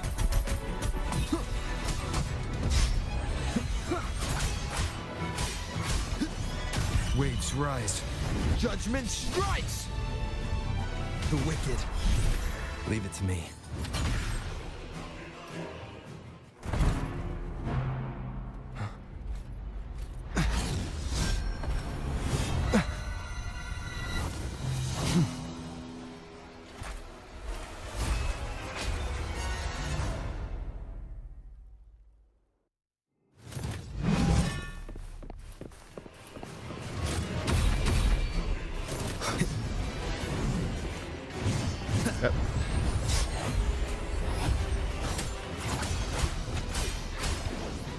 Hopefully this helps. We'll face judgment! Wind howls, unfettered by bounds! Tempest of slashes. Maybe we should use the key here. Yeah, where did I recognize this place from? This isn't a remnant spark, but the energy inside. It's Cantarella's. Wait, Cantarella's here? The name is Wraith. Transformed into light specks and emerges into the light spark. It floats around for a moment, almost like... Hey, wait. I couldn't read that in time. I see, so Imperator really did everything he could. Why bring up the Sentinel all of a sudden? As you said, that Nimbus Wraith isn't a Nestor squirt or an echo, but a reverberation of multiple frequencies. Remember when Cantarella said that the Thessalians would try to make those who passed the divine trials resonate with their being while overclocking? While all those attempts failed, very few actually died from overclocking. Right, it's extremely dangerous. Many would turn pale just hearing about the word. I think the Emperor to separate the excess energy caused by the overclocking and minimizing casualties. Minimized, I mean. So it makes sense that Cantarella's energy is in those mixed frequencies. She at once adds a central to extract her second awakening power. Does it mean the name is Wraith is drawn to you because you now carry Imperator's power? Imperator's power, I mean. Maybe, but why did it run off so fast? Well, let me tell ya. What? Because it got bored. If you were stuck in one place for too long, wouldn't you get bored too? That is actually true. That's what the echoes and reverberations would do. But if it's this special, should we try to track it down? How? Well, if it runs too far, I won't be able to smell it. Let's leave this place for now and think of another way. Maybe we went back to Cantarella. Use the Door of Unity. I don't know what that is. Oh, what is that thing?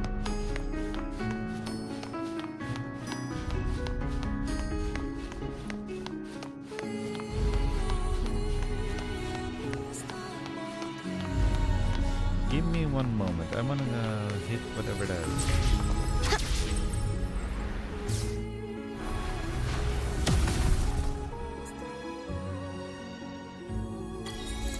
I am the bone of my sword.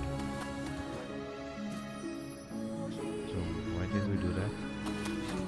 I guess just for achievement.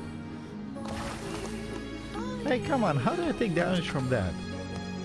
You know, in Wong Long,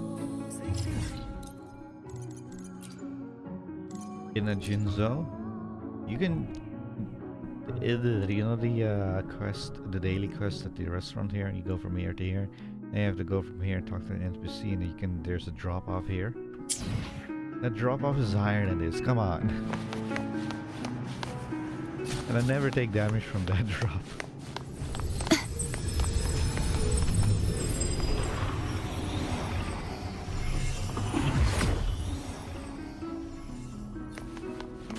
Shoot the shooting star blaze.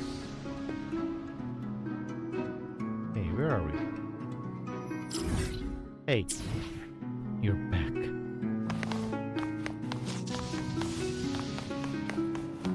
Hey, look, is that Cantarella over there? Cantarella, mozzarella. Look.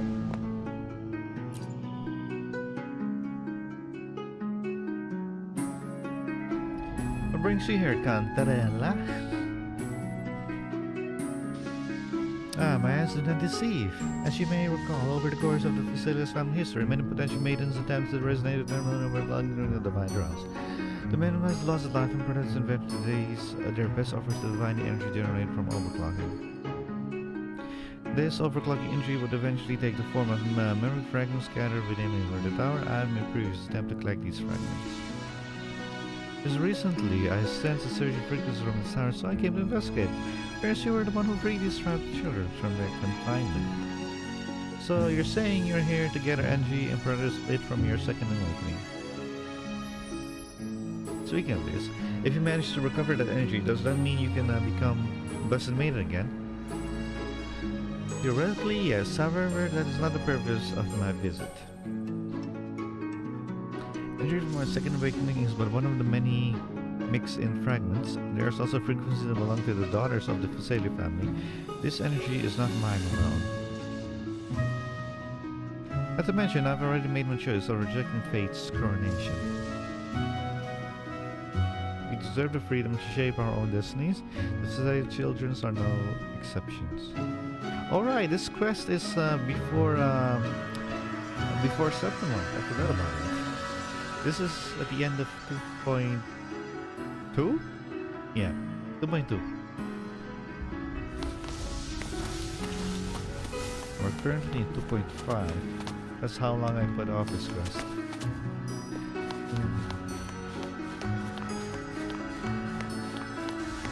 There, there's Sparky again. Weird. Come on, let's go say hi. Huh? Oh. What the? Where did you come from?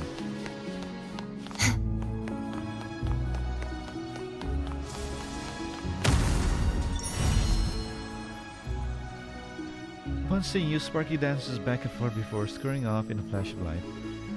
Hey, wait up! I'm not happy to be free and everything, but geez, what's with all the excitement? They didn't even give us a chance to say goodbye. Oh, I see, it wants three, so bring it on!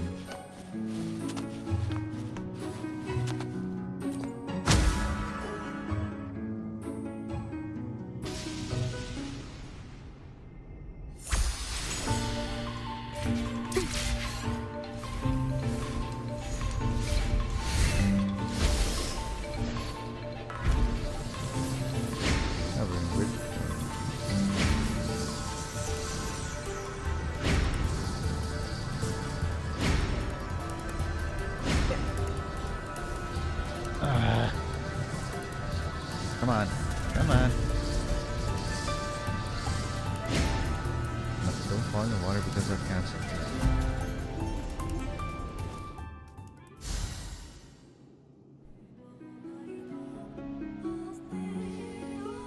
I'm running out of fumes. Jeez, the little spark can fly. Looks like it's in a hurry to go somewhere. You don't say.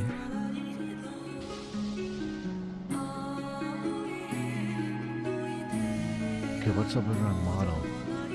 Is it standing on an edge and it makes it going up and down constantly? How about we come here and around the same time during the night? If you're disappeared in the corridor, we can go check it out. Something. Just like the treasure chest from the stories. Find light spark.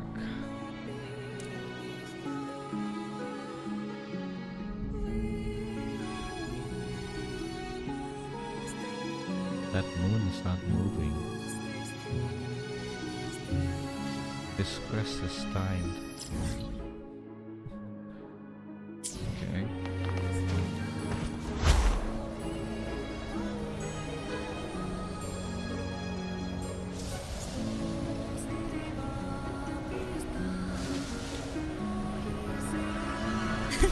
I can fly too.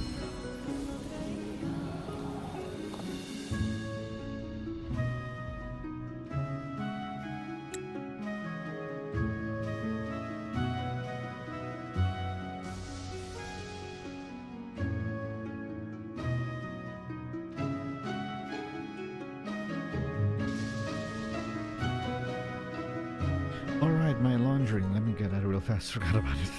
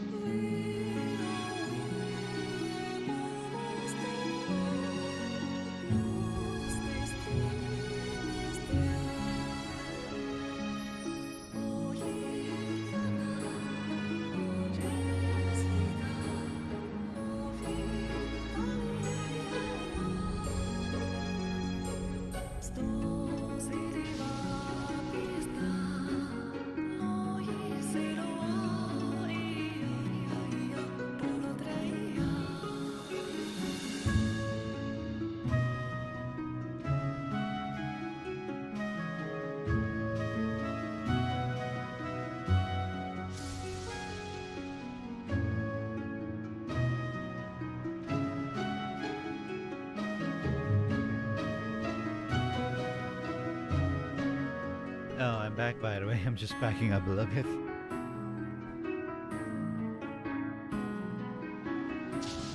Actually, I should just go back to the normal screen. Here we go.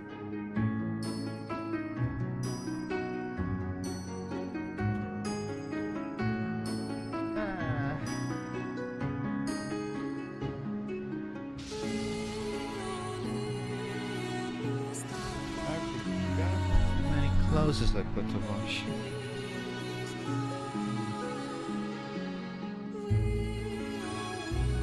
I'd say 2 minutes and done.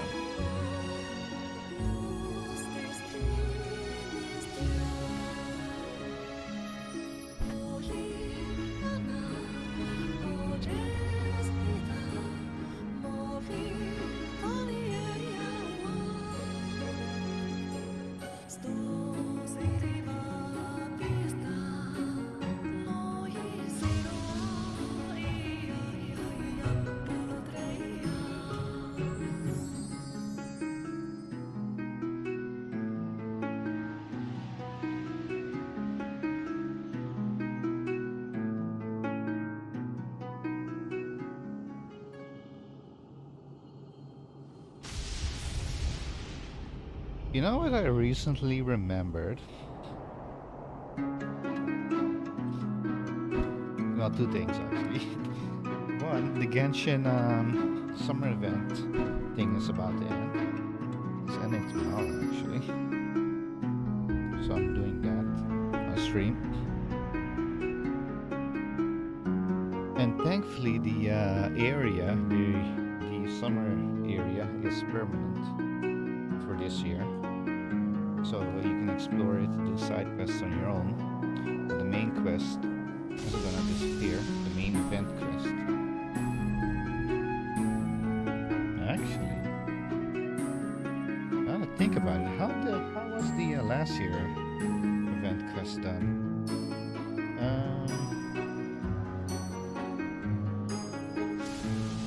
Last year event quest was in the storybook.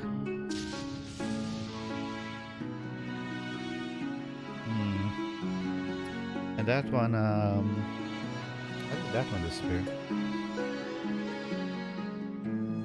And, no, it just disappeared because all the questing things were inside. This one,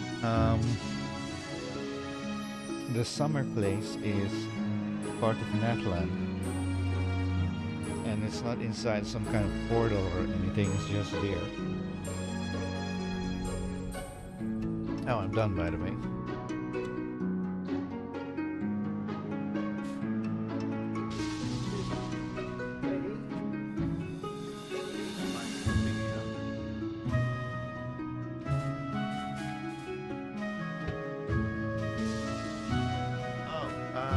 I could use some water.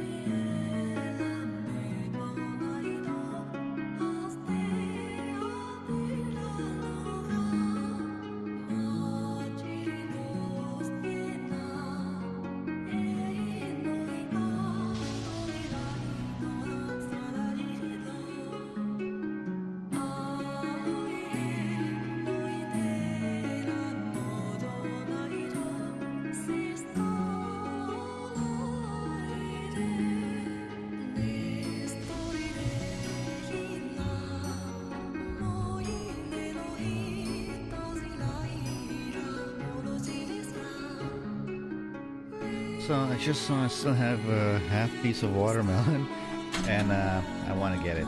So, one moment.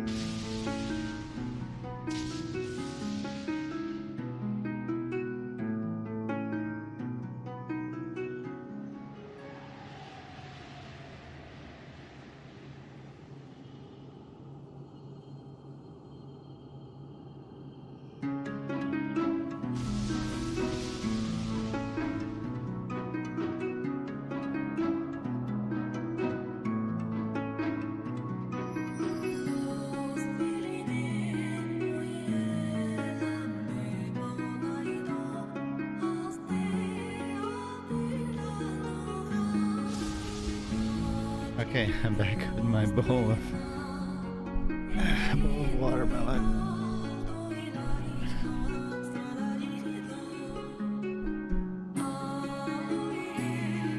Hello again. Wait a second, you're not the name of the raid we met a while back?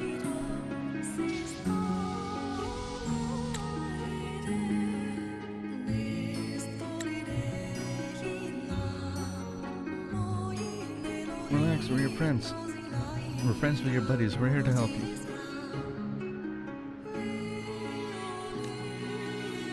Lightspark seems to understand me, shows his appreciation. True something.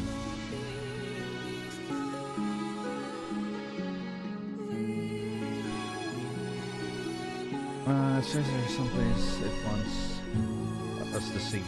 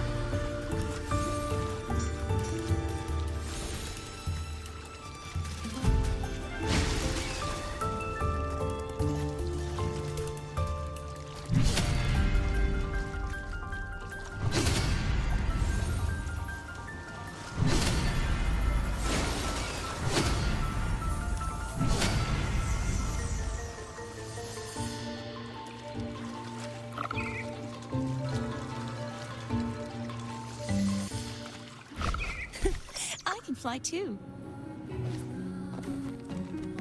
Just like the treasure chest from the stories.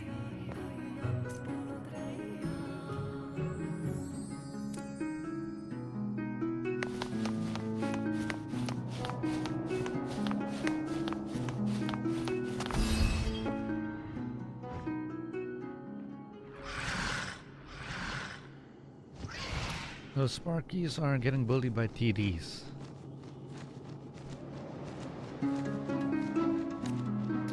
Teach them to pick on someone their own sides. Okay, Abby, you're going to get him. The knight's challenge has a... Perish, Horde! Purge the impure!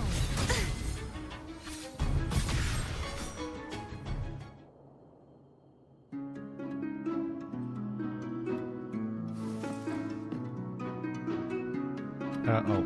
Light Sparks began swinging up and down as if trying to say thank you.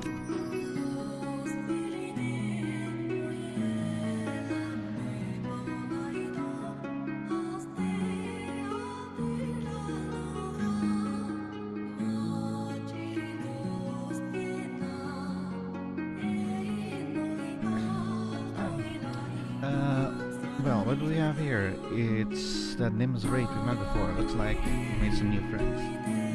I push my bike. Here. I see. So it's saying it's a combination frequency and there are many more just like it. This blob of light we're seeing now is what the complete form is supposed to look like. The statues were meant to absorb the remnants and spilled and invert it out to prevent another dark tide. Sounds like they accidentally got sealed inside while goofing around. Later, the shockwaves from your brawl with the maiden must have loosened up the seal of it. It managed to squeeze some energy through the cracks of it, turning the Nim's raid we're looking for. After getting worsted by you, it immediately began searching for its friends at night. Men, they're at max power and easier to find. Well, they really wanted to take you, but they're kind of in a little bit of hurry. That's why skedaddle every time after leading us to your chest. Yeah, this ass. It says that their sister taught them to learn to figure things out by themselves before causing troubles for others. Most of them have made it out by now, but they appreciate your kindness either way. And as a thank you, next time we visit the tower, they'll have a surprise ready for us.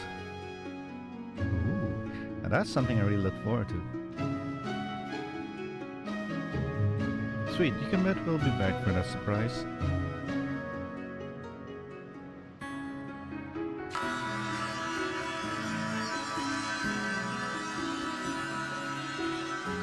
Teleport to the flying sparkling night.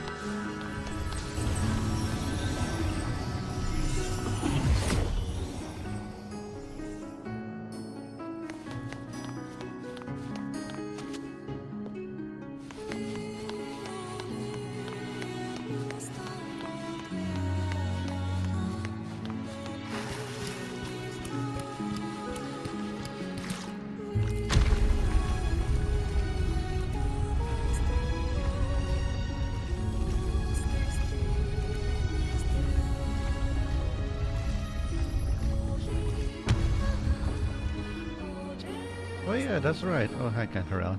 The 2.6 live stream, we're getting DLLS4 and FSR 3, and also XESS2. That's the Intel one.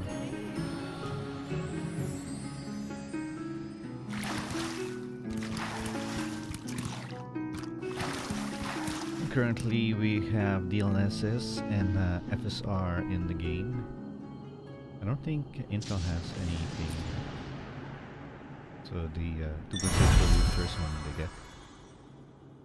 Light sparks crowd around Cantarella, making it hard to tell their emotion. Cantarella leans forward and begins to gently stroke their silhouette. There, you should all be enjoying the moment of freedom and reunion. There's no need to be sad. You're now free to do anything that you please, whenever, wherever, but don't you still have a surprise for me? Through Cantarella's calming words, the light sparks begin to shine brightly. Now, please accept this token of gratitude they have in store for you.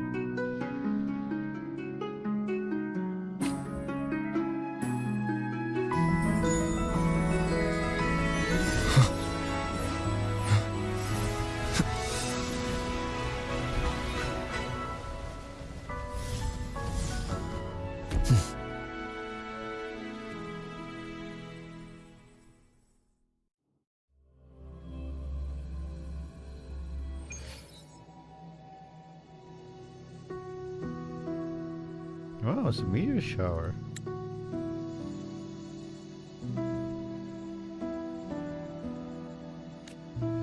Thank you, Rover. The Visalia family is in your debt once again. Your kindness saved these lost children, offering their souls comfort and liberation. Don't mention it. It was the right thing to do.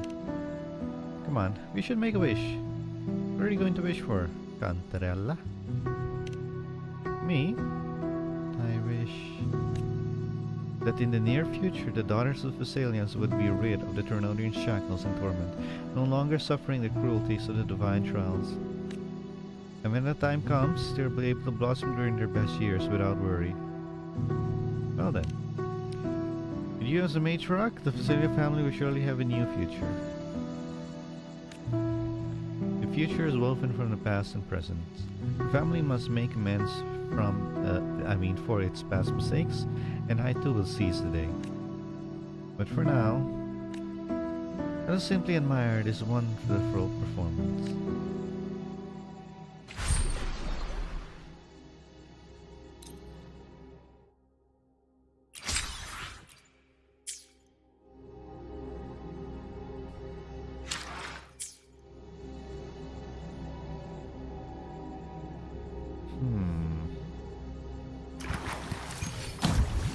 What? Not in the water?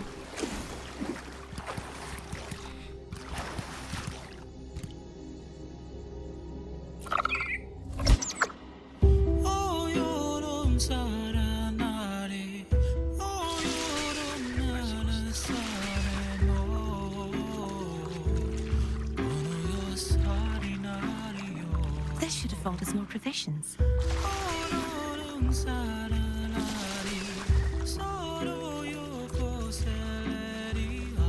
Let's call it a night's great harvest.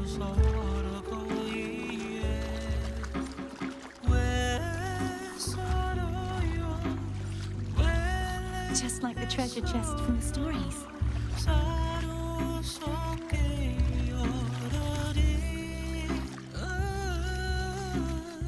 Let's call it a night's great harvest.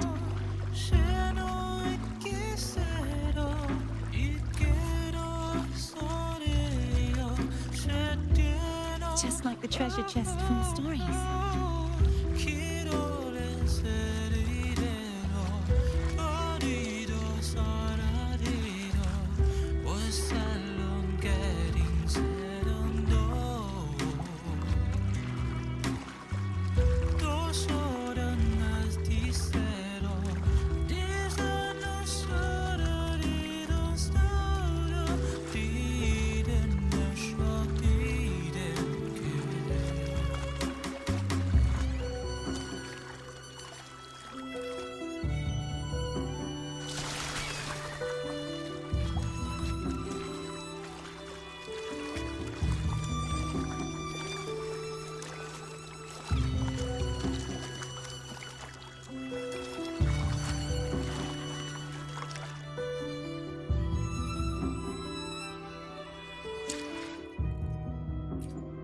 How do you hide the UI?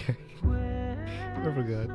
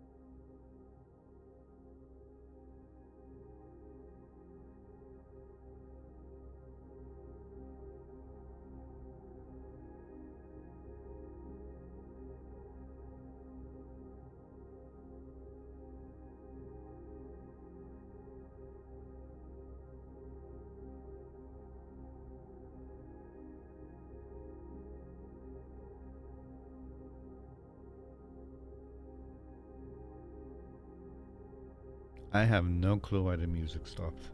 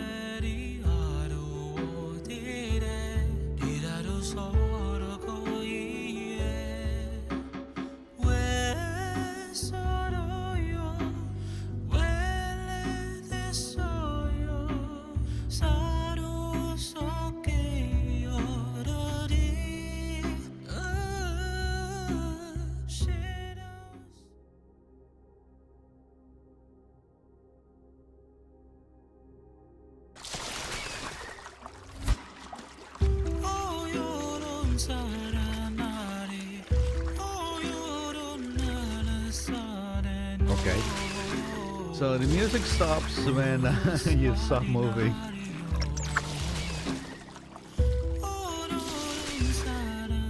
That's a bit stupid.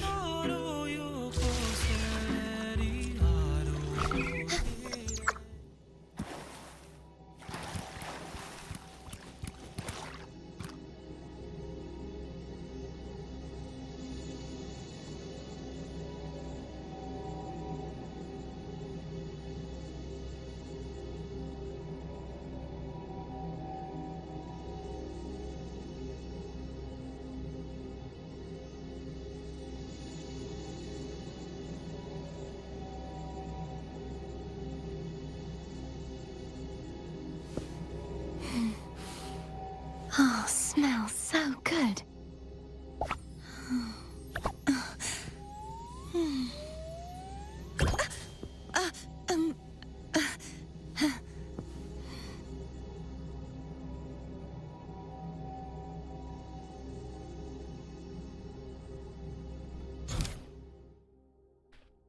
So that was a lot shorter than expected for a green quest.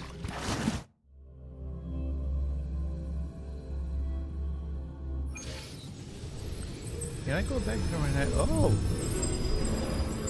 I can!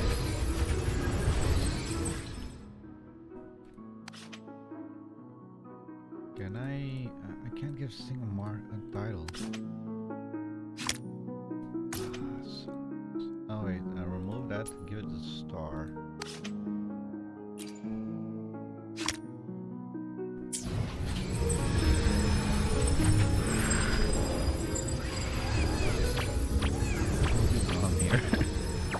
Okay,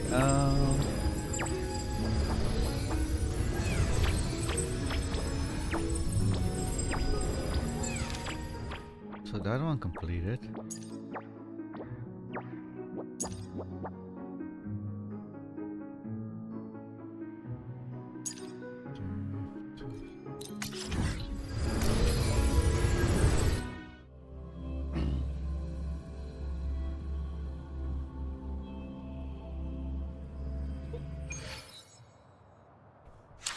Be able to finish all three of them, who knows.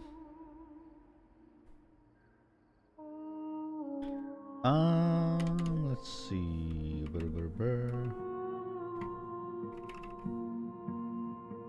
This one called Where Sky is Clear and Glory Shines. Oops, wrong thing. Shines. Guardian Tower. Where sky is clear and glory shines, Guardian Tower. Okay.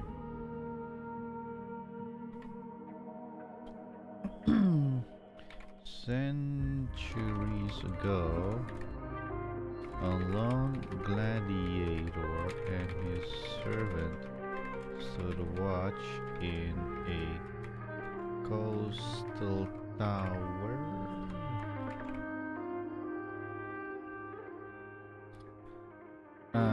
Far from the arenas and deep within the wilderness. Now, the tower bears the scars of the encroaching dark tide. Sorry. I typed scards.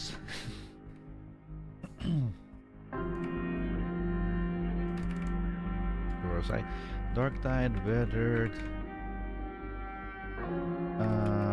cracked, but still standing like a gravestone to a forgotten tale.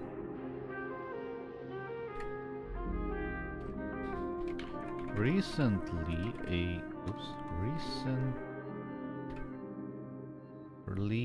a young ecologist has been seen wandering near the tower, drawn by a familiar roar echoing from within.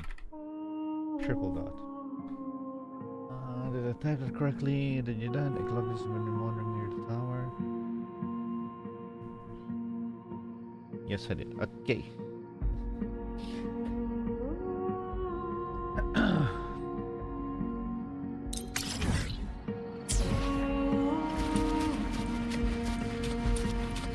Okay, what? Hello. Level 100s, level special, level whatever you call these guys. Oh, 100. At your disposal. Hey! Hello, thanks for watching. Let the show begin. Such is their lesson.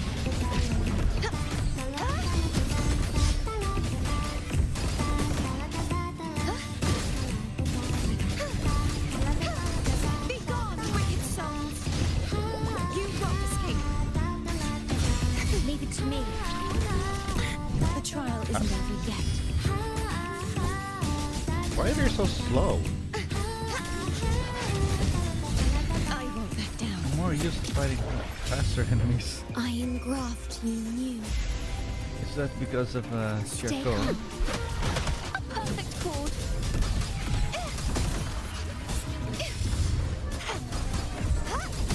Oceans, bow before me.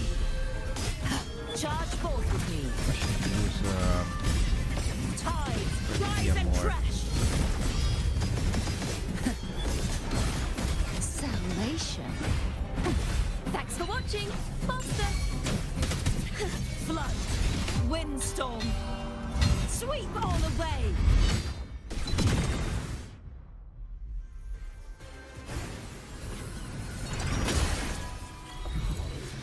two heavens as one. This should afford us more provisions.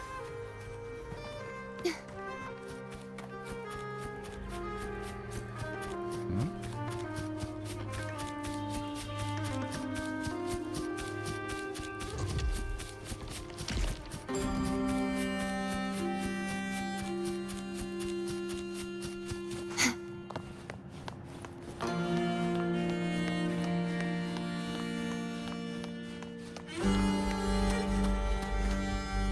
What the heck? There's so many of these guys around here.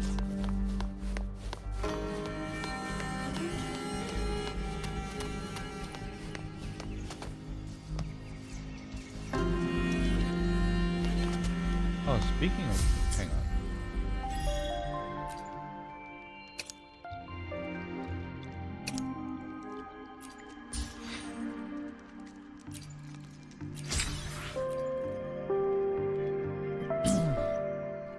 Right, I was going to say, speaking of which...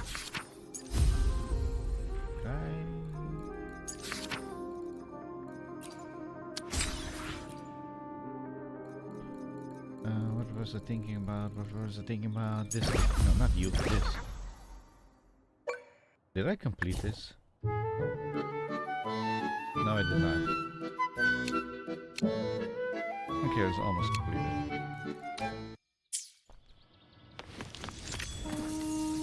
I can't get in. Need to put another ring. Should I talk to you or should I just blow it up?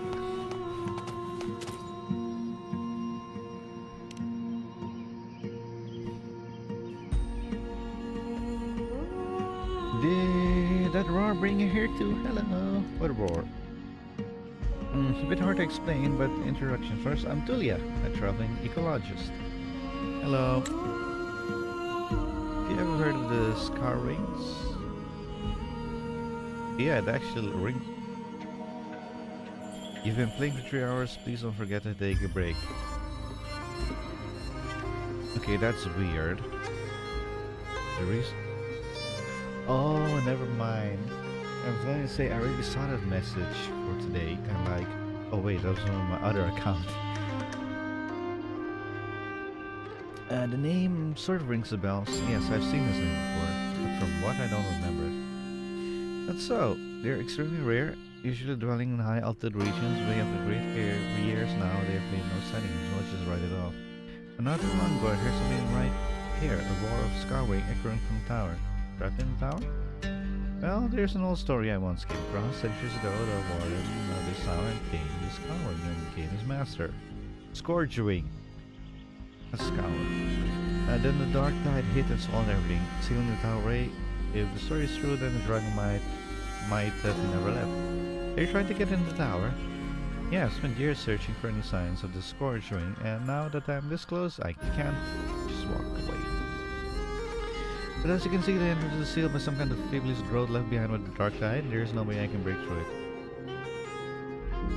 Not to brag, but breaking into dangerous towers especially might be able to help. It would be wonderful. Here, take a look. These strange threads along the gate. I think they're important. I know exactly what to do. Let me at him. Wait.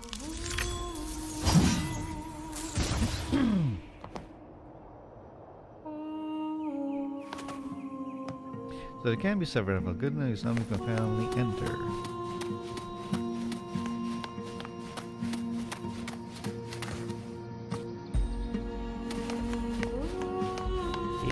Ooh. That's a painting. Brothers and sisters, Ian and Isht. Iana and Isht, or Ian? Are these two scorch rings in the painting? Yes, just like the legends. They always show up around the time of disaster. Back then people thought scorch rings caused those disasters and then reflected as masters. And what they true, they were masters trying to warn people. Who is that? How did you get in here? This is what I heard earlier. It's coming from the passage to the left. I'll go take a look. Can I keep all the treasures? Please let me join you. Darn it, I don't get to keep all the treasures.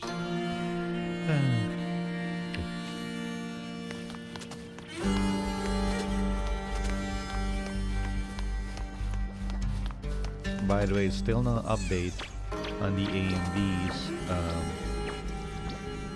RTX situation for this game. Well, actually, the 7000 series have RTX, but for some reason the 9000 series doesn't. Careful, these tests this will look dangerous. Don't worry, I'll handle them. What is that?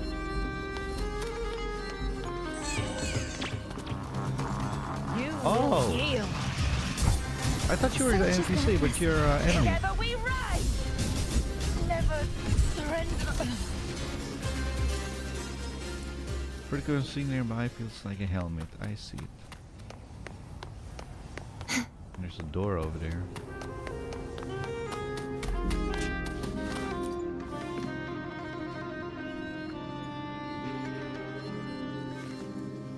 Hey, I managed to break a bone that time, but don't forget I still won this month's duel. Isht. Like I said, the day you beat me in duel is the day you go free. You're not strong enough yet. Roar all you like, won't change a thing. Looks like you're stuck in this bloody tower with me a while longer. That might be a lingering specter of the tower water, and that name Isht. It might be the name of the scourge wing in the tower and one of the scourge wings from a painting. The bond between them wasn't as noble as old stories made out, huh? If that has blocked, we'll go up this platform.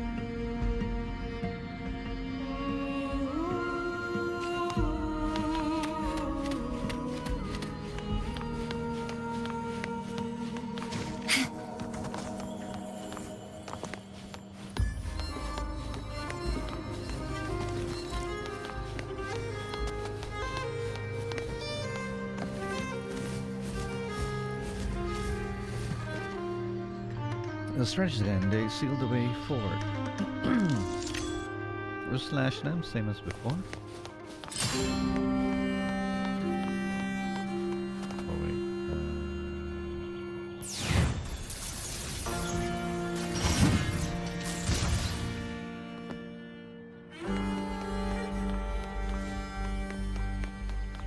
Just like the treasure chest from the stories. There's another one over there. Let's call it a night's great harvest.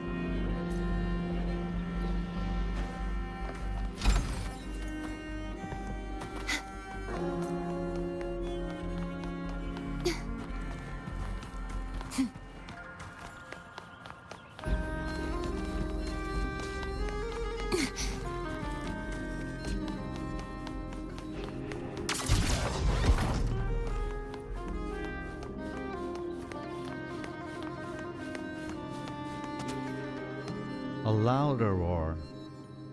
That way, we're getting close. Or this way, we're getting close.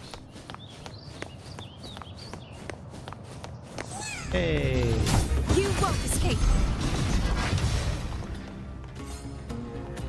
So stretch upwards. I can feel it. Ish.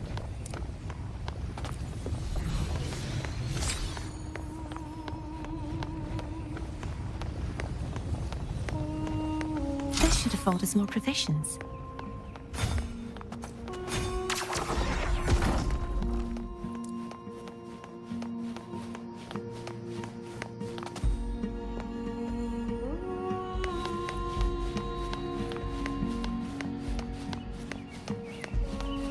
Let's call it a night's great harvest.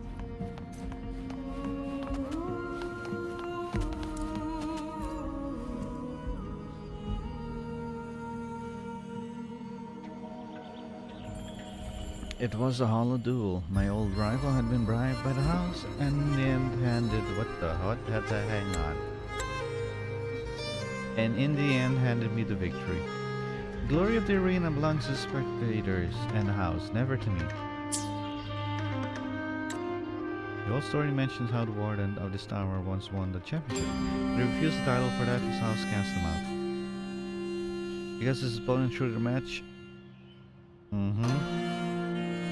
Yes, for most gladiators, glory matters more than life itself. Failure can live with, but false victory never.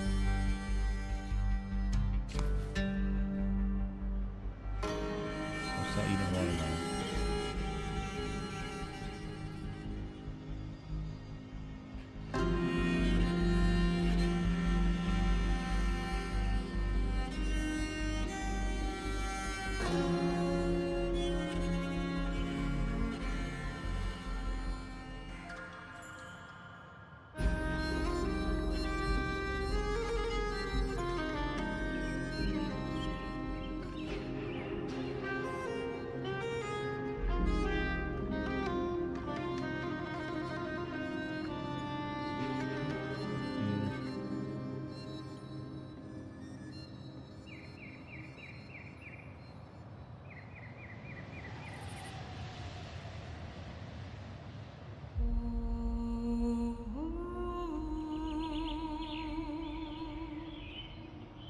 Okay, onwards.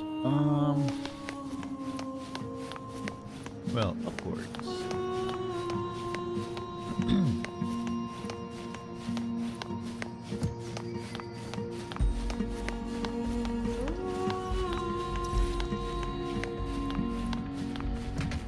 Oh. Hey, you're the thing from the 2.4 trailer.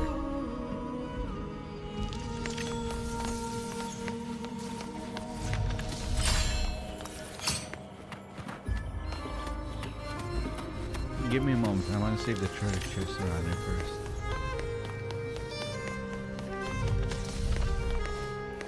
And there is.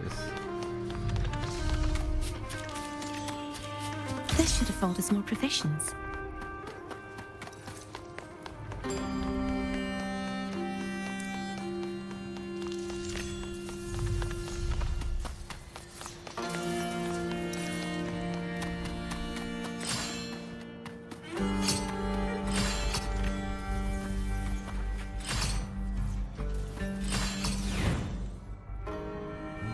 Where's the things?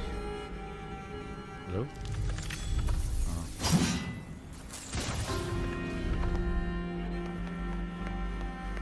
Good, it's clear. Now I can reach the platforms. Do I just go over it? Because I thought I saw two things going down. Hang on, let me check. Two staircases. This is one. Oh! I can fly too.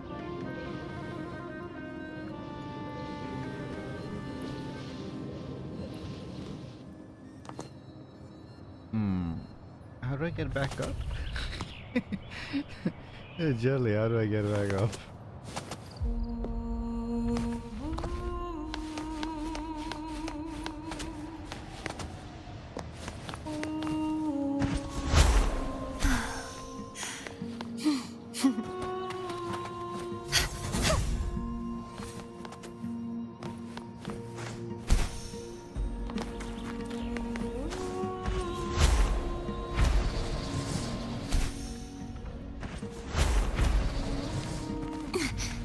find me here?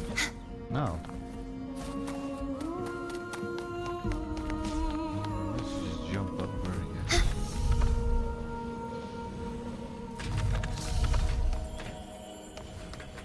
Check on Ish.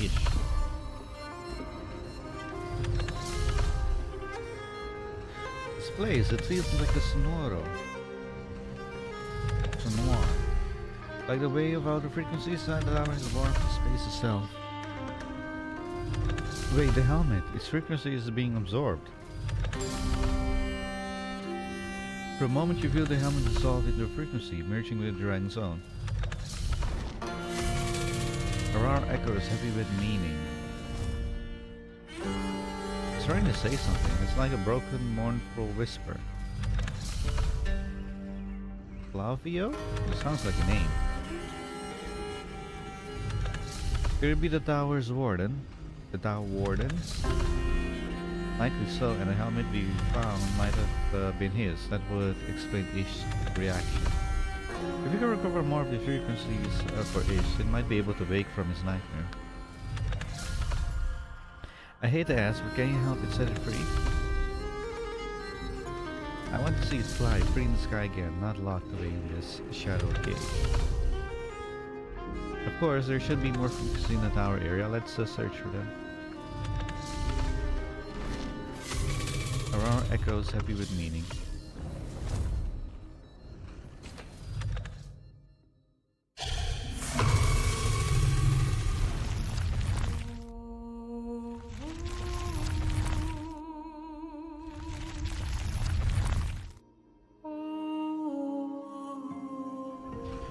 The spectre-like platform just solidified out of nowhere. Solidified. It's like Ish is using the scatter frequency to restore the crumbling of the platforms. It's helping us. Now we just take the stairs to a low level, or I can just jump down. You know what?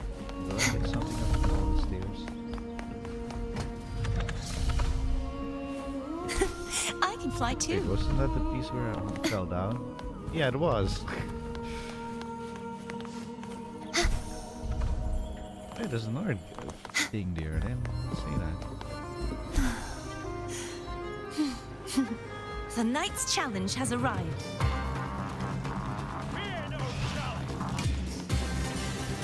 Come on, Such pal. is their blessing.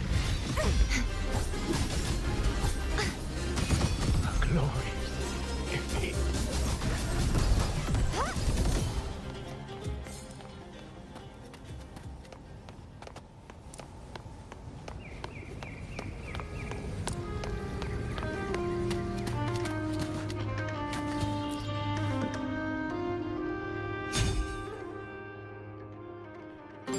Border mountains where trials await.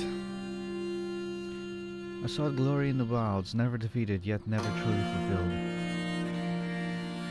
I challenged every kind of power until I forged a pact with the dragon, yet it never yielded and never gave up its freedom. This must have been the moment that our warden faced the scourge ring. He invoked the ancient rites of dueling to earn the dragon's respect and claim it as his own. After that, they kept challenging each other. It's hard to understand really. I suppose this is the way they chose to be with each other. We have some more watermelon.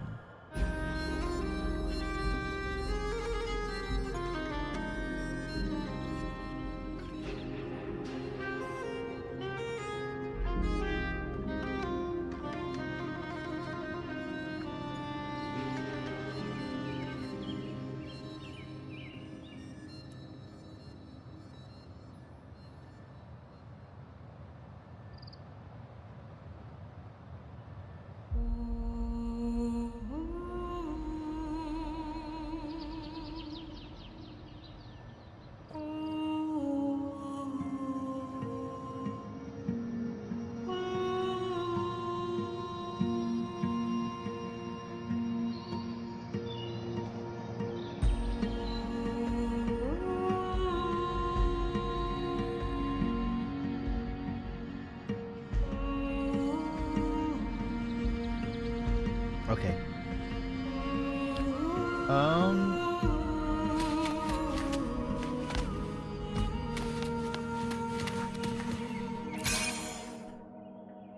Log time. You are not Archid. Excuse me, sir, you are?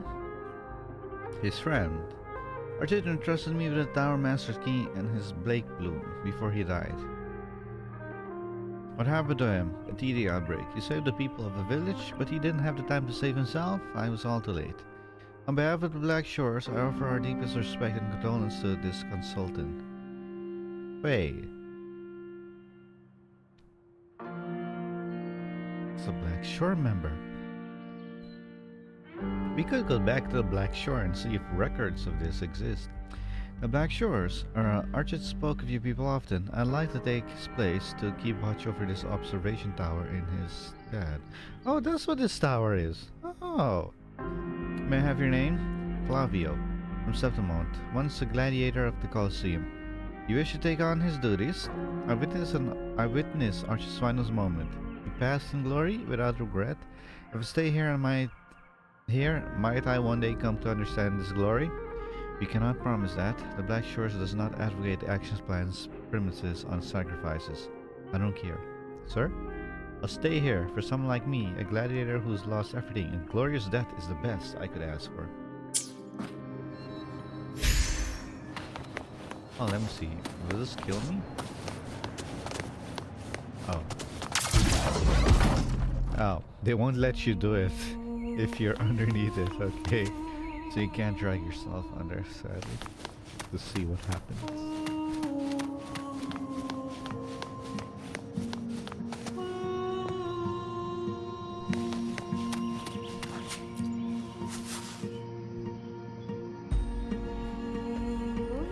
The Eye of Ananke, ancient and enduring, the dark tide stares, and tacit discourse continue to manifest.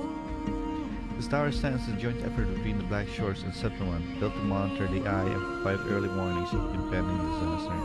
But over the years, it has done nothing but gaze silently at the sky, as still as death itself. Tower Guardians, Archid Flavio. This tower was once the Black Shores observation facility. The Knight's challenge has arrived. Hello. You such as that. Come on, pal! The pace is going. Glory. Never surrender.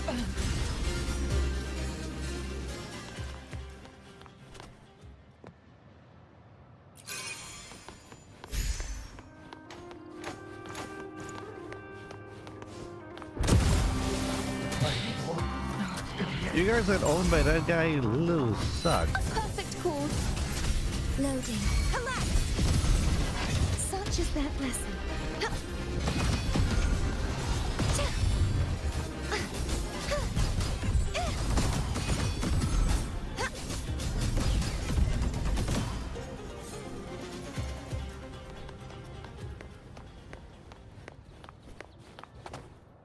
Yeah, this is the Black Shore member. Isht.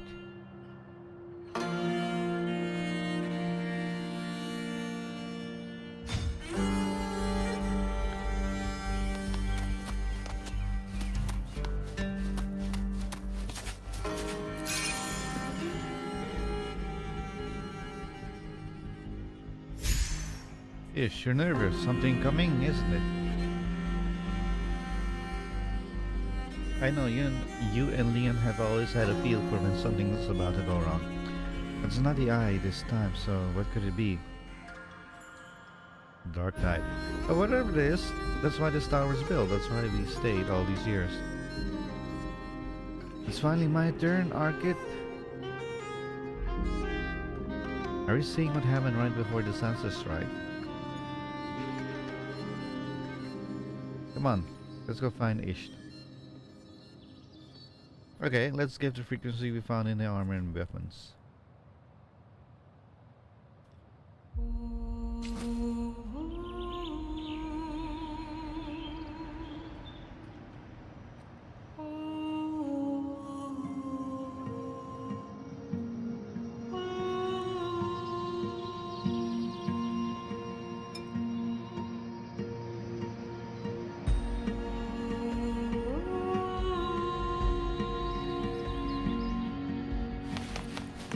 just noticed there's a companion icon down here.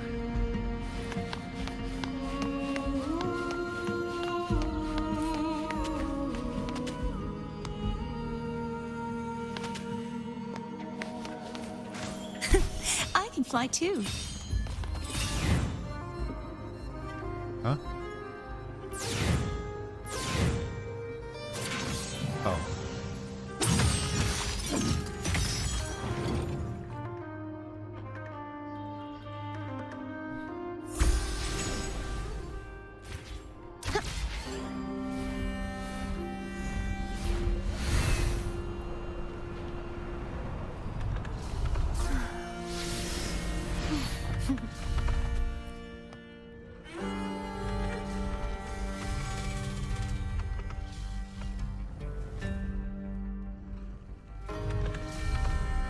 Ishmael has recovered a little, but those tries have current good. I'm gonna use this one. Thick black fog on the horizon, the dawn of the rising tide. Its main primarily identified as a new form of waveform phenomenon. All our defenses failed, but I managed to sound the alarm in time. Signal should have reached all of Septimont. Just brushing against that thing feels like 1,000 voices clawing through my skull. This arm's done for. A low, sorrowful roar. Thanks, that feels better. Ish, after all the duels and clashes between us, it's finally over. I'll stay. Someone has to send us authorization data to the data status. This is where my journey ends. So Ish, fly away before the black tide surges in. Our pact is over. Why are you staying? Wasn't it your dream to reclaim your freedom? Only by beating you. A resolute roar. You want to witness my moment of glory, just as I want to witness Arcus' final stand? He couldn't speak anymore, but when I took the blade bloom from his hand, he smiled like a hero. No, he was a hero. So this is what it means to die with purpose. I finally found it, my own kind. So that's how it is. You held your ground until the very last moment. No wonder the hatred and greed spawned by the dark tide still bind you so tightly. But we're here now. To set Ish free, we must eliminate the remaining dark tide remnants at the top of the tower. A resolute roar.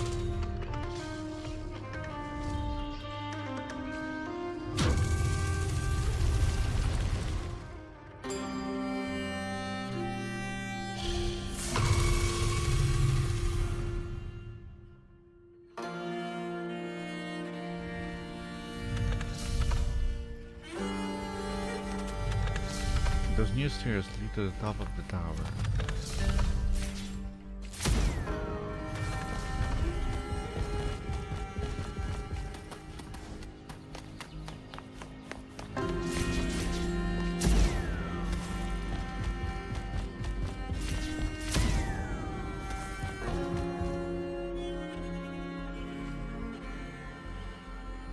I can see the Befallen clearly, but had where does those lead?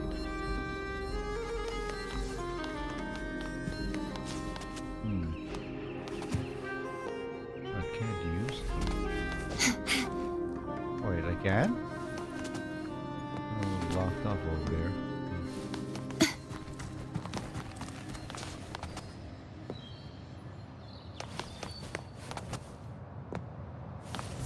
Hmm? Oh, it's Spectre. It's here to help us.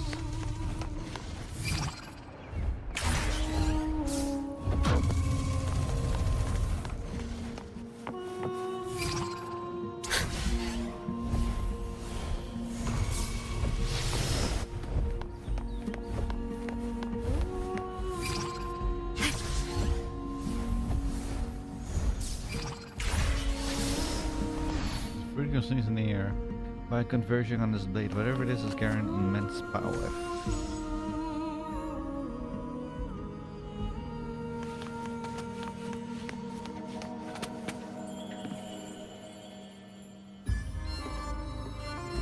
Kind stranger, return to the sky to Ish, and the freedom I once took from it. Take up the sword. I, Flavian, will be a witness to your great deed. Rest assured, I'll see it through.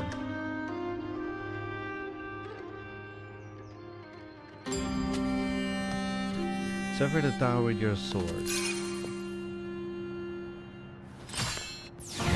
Cutting it open?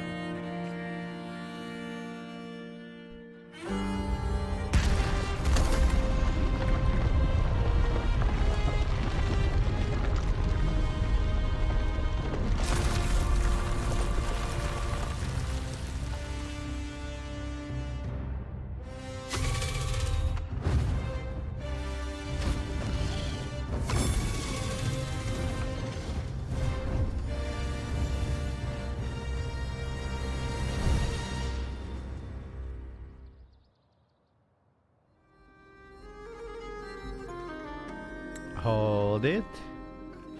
I think I understand the last round roll. Good for you, but I noticed something. Oh, it just went flying in the air. Oh, those are just birds. Never mind. Thought that was ish. My audio's out of sync. So, hang on. I have to refresh.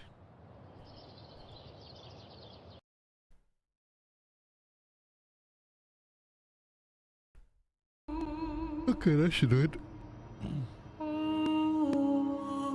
Well, let me take this time to finish my last piece of my watermelon.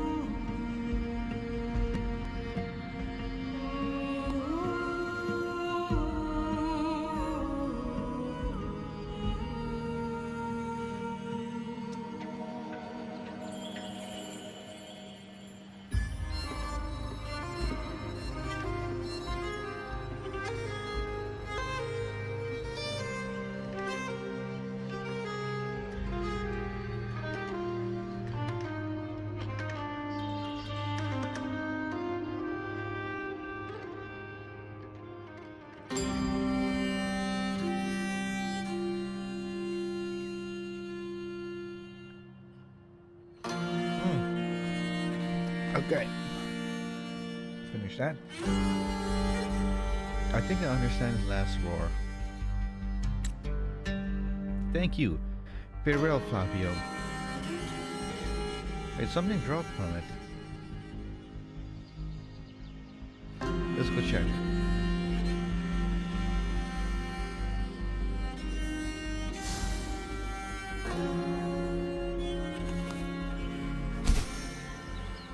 Just like the treasure chest from the stories. Examine the item Ish left behind.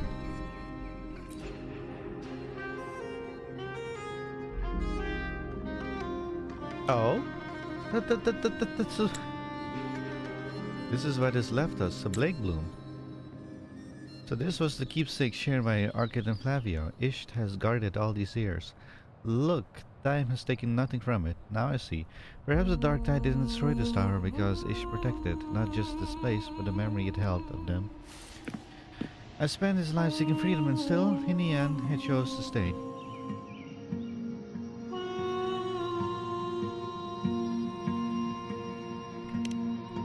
Your bond divide simple labels like master and servant. There's boats in the background. Ish stood by Flavio in the silence moments to honor sacrifices. Are those boats, or what are those?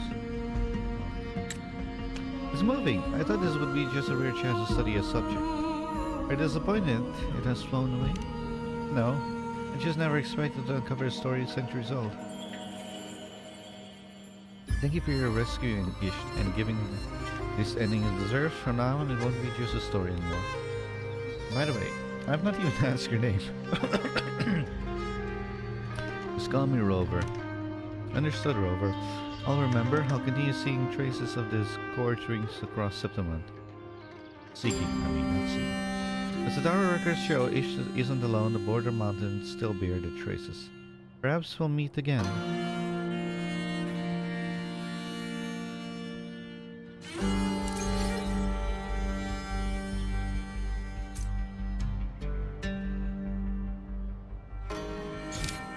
kidding me, right? That was another exploration quest finished just like that? Why are they so short all of a sudden? I mean, the length is like a side quest. Wait, what? Why is this 12,266 12,263 meters away? Where is this?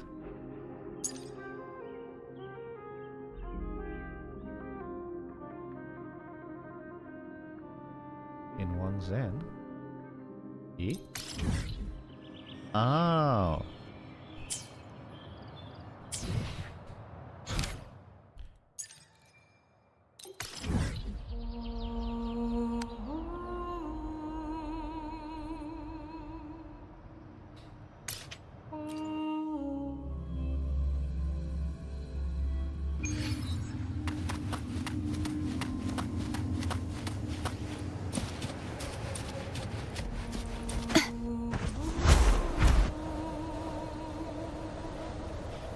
This tower.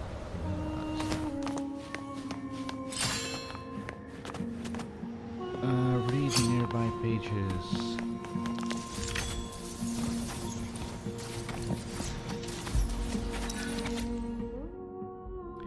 This page is filled with scattered, recently penned notes. As the name implies, scorching dragons are often associated with ill omens in folklore. Their appearance believed to the harbinger of disaster, the first wave of sighting conceived with the eye of the first dark tide. Since then, their silhouettes have been reported ahead of nearly every major catastrophe. Is such a connection real? Unlike its classic cases of mistaking correlation for causation?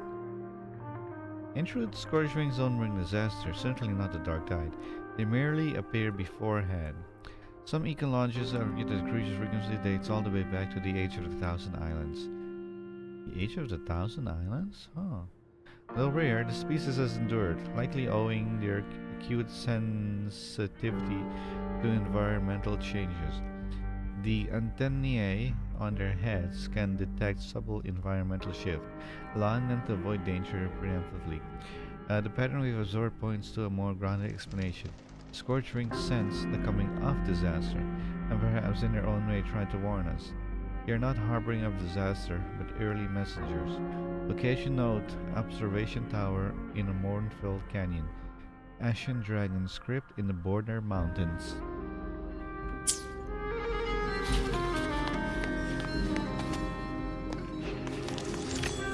Right, I have to write this down as well. I'll type this down.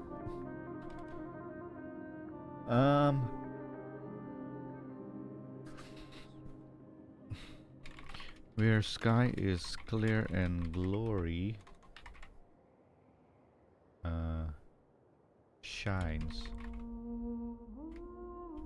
Trials?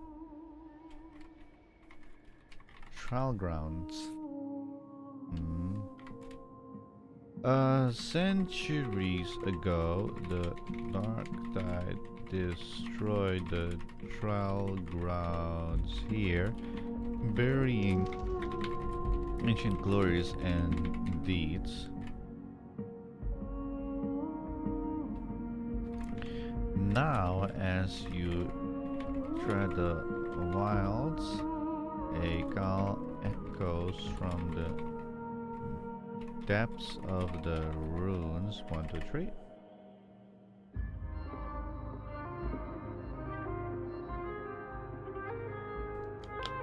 Okay.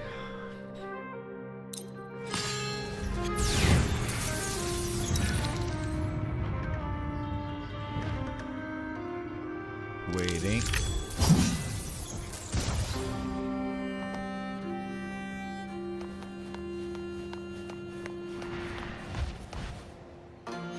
The power to split 68. and merge matter. The power to split. Hang on a and second, merge Garcia. I matter. want to see something real fast. HP. No HP. No HP. Because only 2 I'm missing HP. Sort of.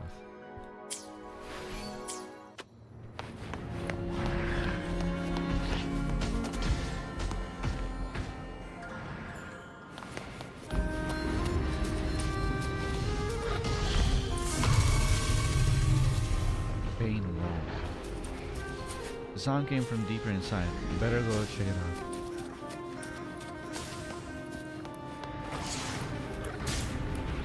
Hey, you guys, can you be quiet up there? Don't make me come up there. You know what? Let me go up there.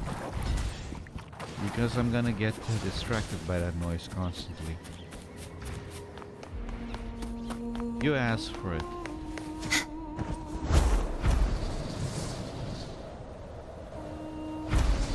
The knight's challenge has arrived. Such is their blessing. Glory! Perfect weather.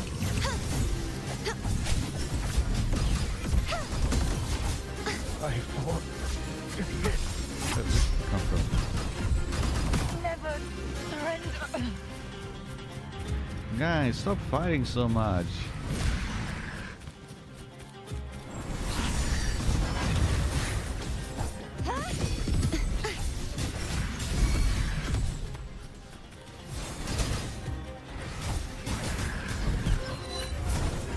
A perfect chord.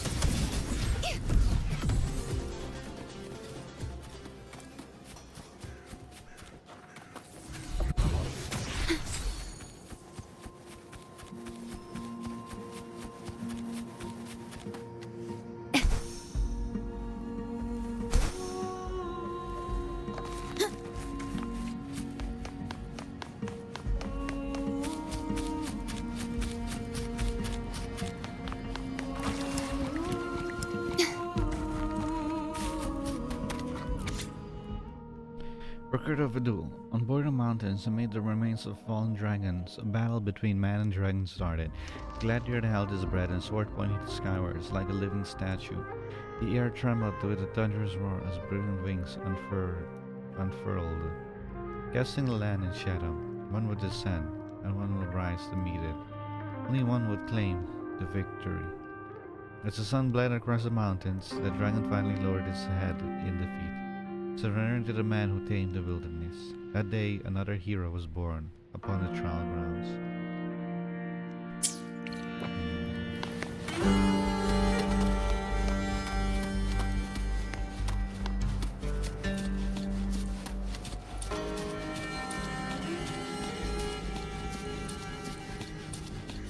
Observe the phantoms of the past. Ugh.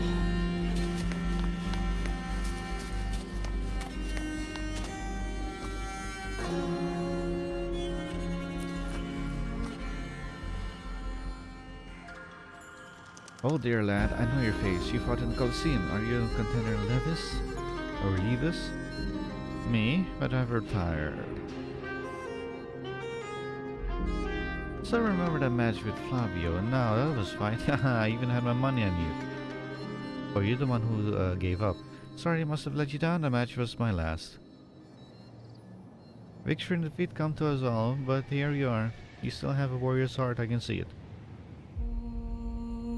I came for someone, Flavio. I owe him a clean duel.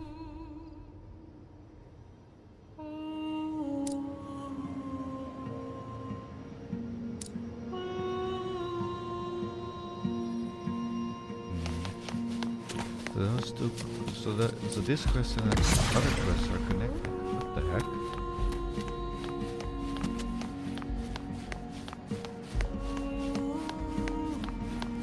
Chest. Just like the treasure chest from the stories.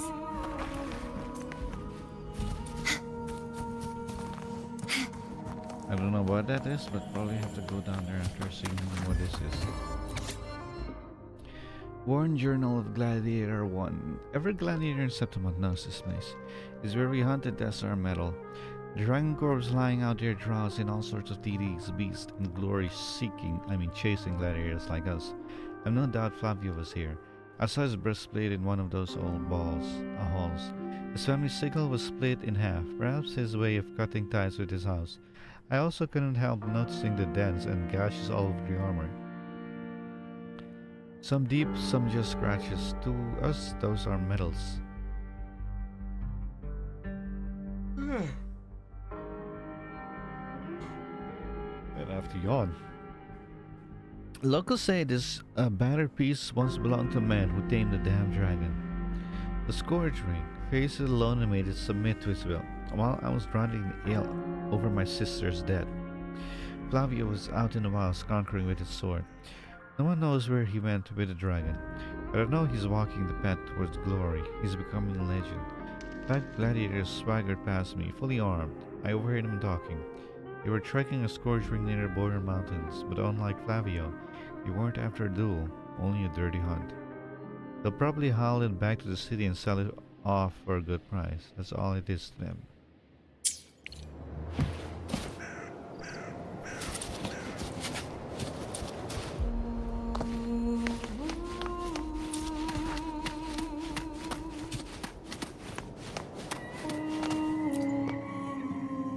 Here ends the road of the Craven, the greedy, and the false. Only those who seek true glory may step forward. Glory is for the weak. They're on the move. Better keep it close and quiet.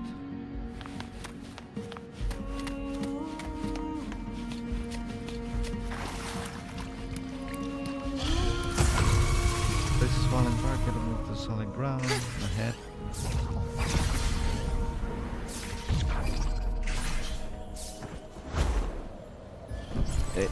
Hey, what the?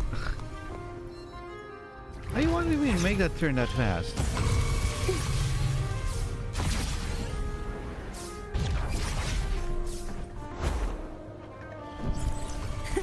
I can fly too.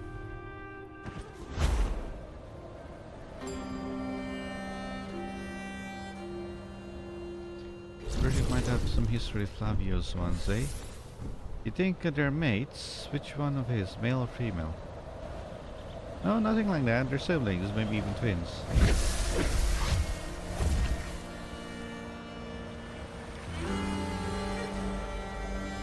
All those legends, but look at the walk right into their truck. He paid a fortune with the rare stuff, but did the job. Smart one. I give you that. Lucky we laid out 2 reinforced nets.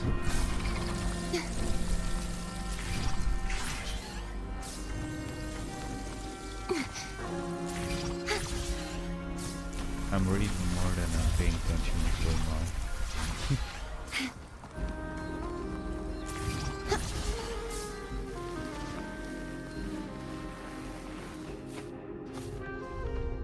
Scorching strand by the strands. The pestle looks familiar, maybe the swords from earlier fits there. Can I go back up? Because I missed that. Oh wait, no I can't because I was wallowing the entire time.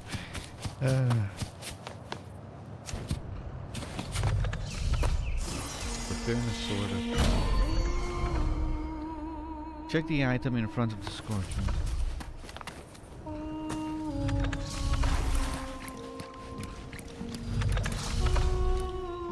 Ian, the splendid wings of the border mountains.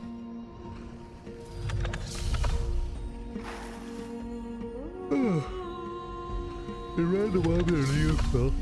Damn, I'm out of practice. Lost my edge for a moment.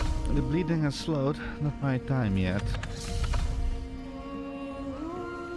Not here to play savior, Scorching. Just gonna watch him follow the sacred ground. Let's get you out of these nets. The sword should do. Wait, what's the sound? The dark tide has arrived. Special frequency just appeared nearby.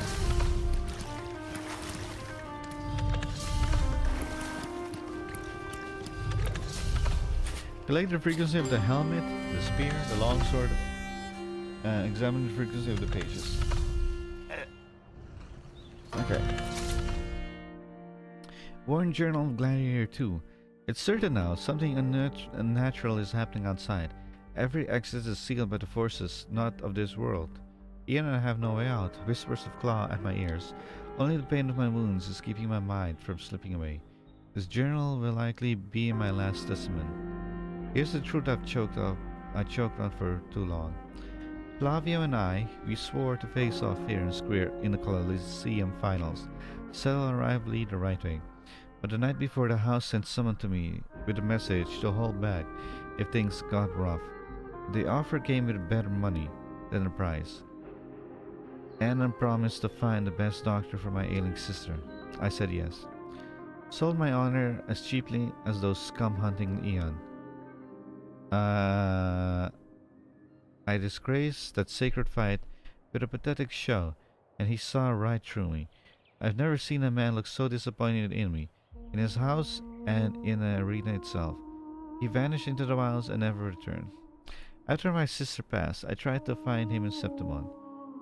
Though I could square the depth and give him a real fight, as I write these words, I realized it wasn't just guilt that led me here.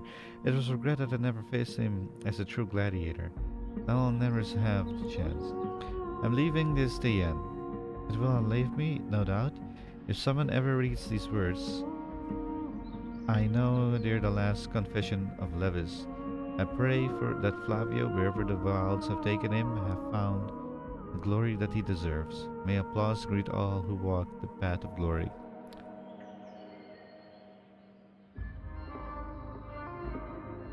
Well,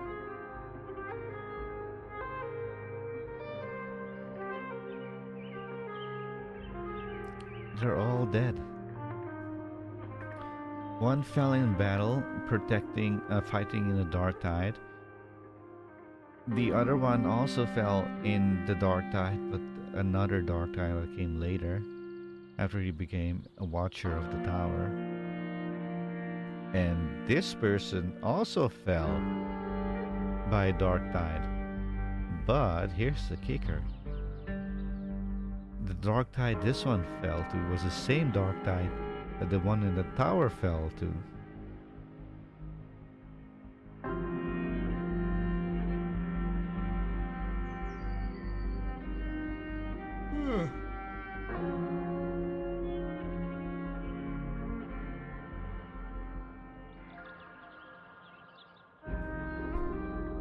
Okay.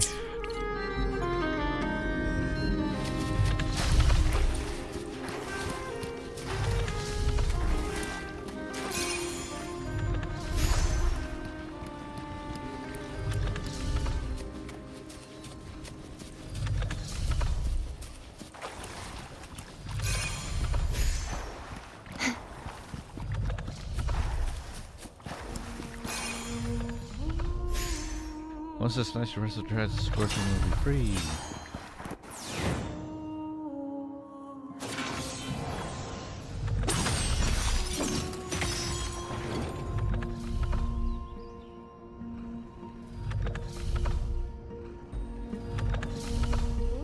How long has it been, Ian? How long did I sleep? Not much time left for me, ironic, isn't it? A man who has forsaken glory dies in a hall meant for heroes. No, it can't be. Flavia, what are you doing here? Where's my sword?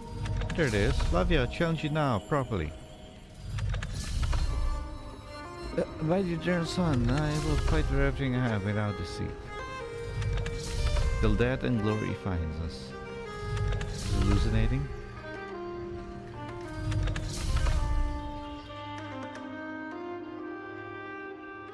Ian.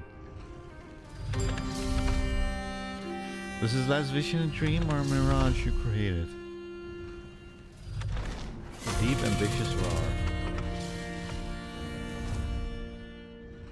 At least he found peace in the end.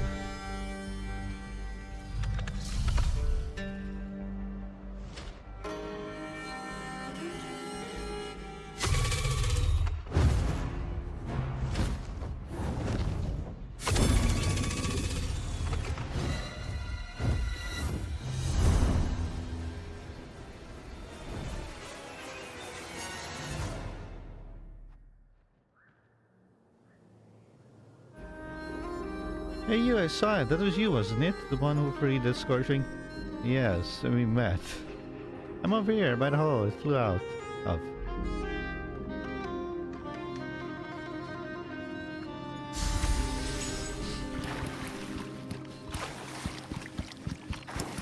Let's call it a night's great harvest.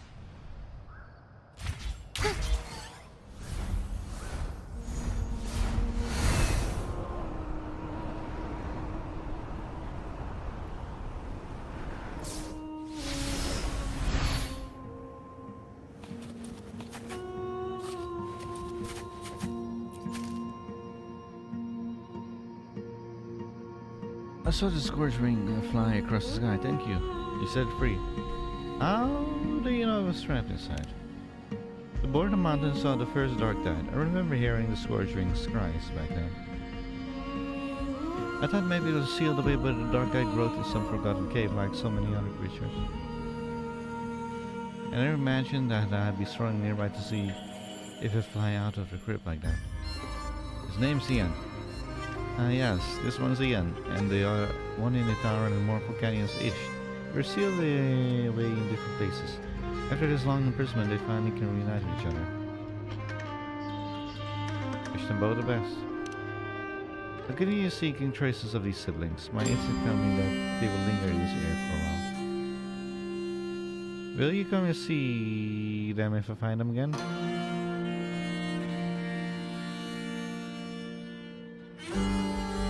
I already had this quest unlocked.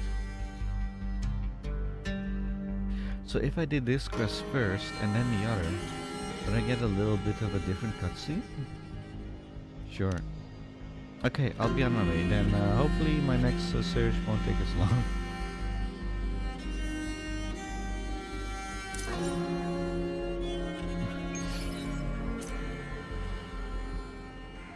And the sky watches us meet. Wait, a new one? Hey!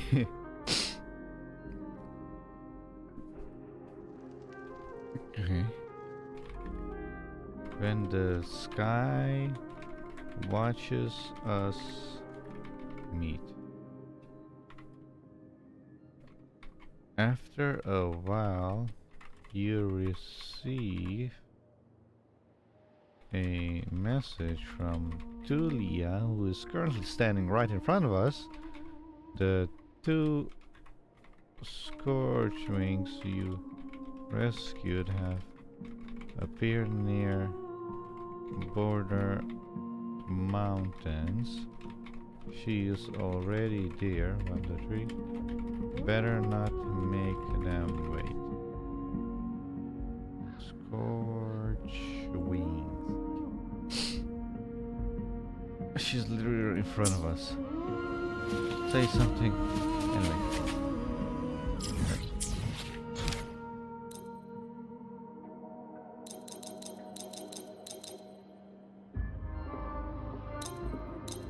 Please proceed with the quest following the objective.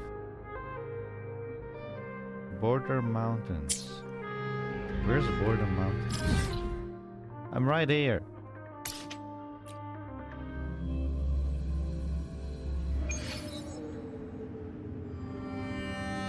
Take up the call in Septimont City. What call?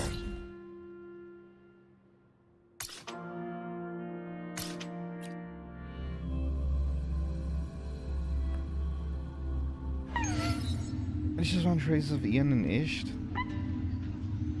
If you're free, would you like to come and see them?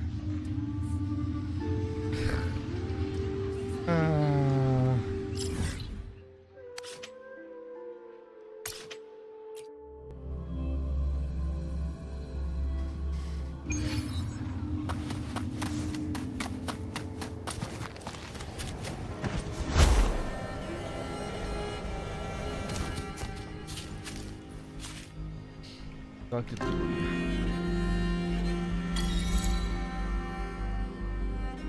By the way, that second green quest wasn't even half an hour. Took you long enough to get her A. Where are they? Ish and Ian, they circled Carper and Hill a few times before returning to their old trial grounds. Maybe they wanted to see how Septimont looks now, after all these centuries. I wonder if they were pleased or disappointed with what they saw. Only they would know, although judging from the roars, I'd say they were happy.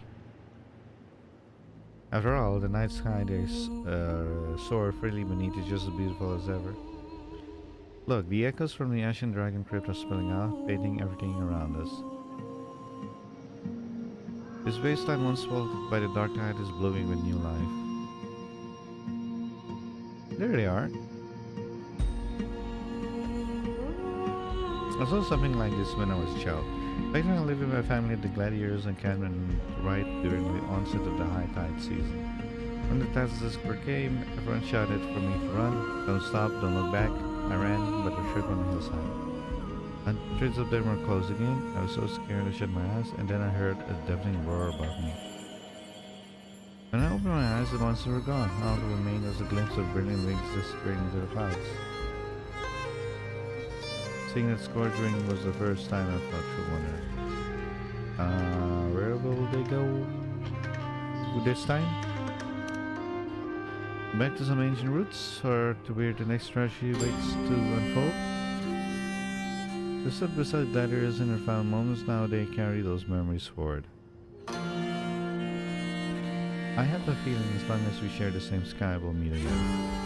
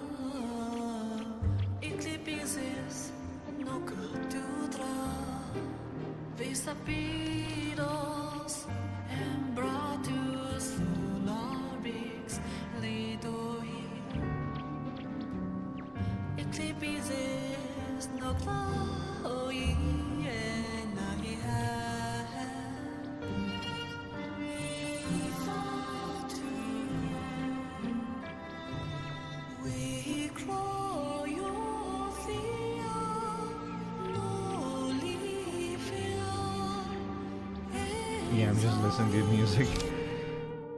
But yeah, those green quests, I am surprised. It's basically cut in 3 pieces. Together they make up one green quest. But then the green quest in Evelyn, that one made no sense why it was so short. That was like 45-minute stops.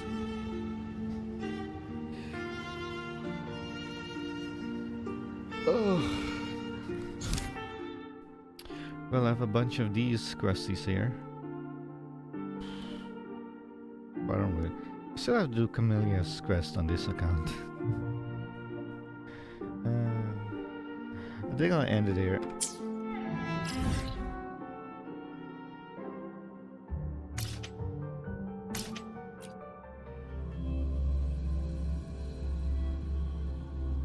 I might do the blue quest off screen. Because there's not really much to do on this account. I mean, sure, I could go do this, but... Nah.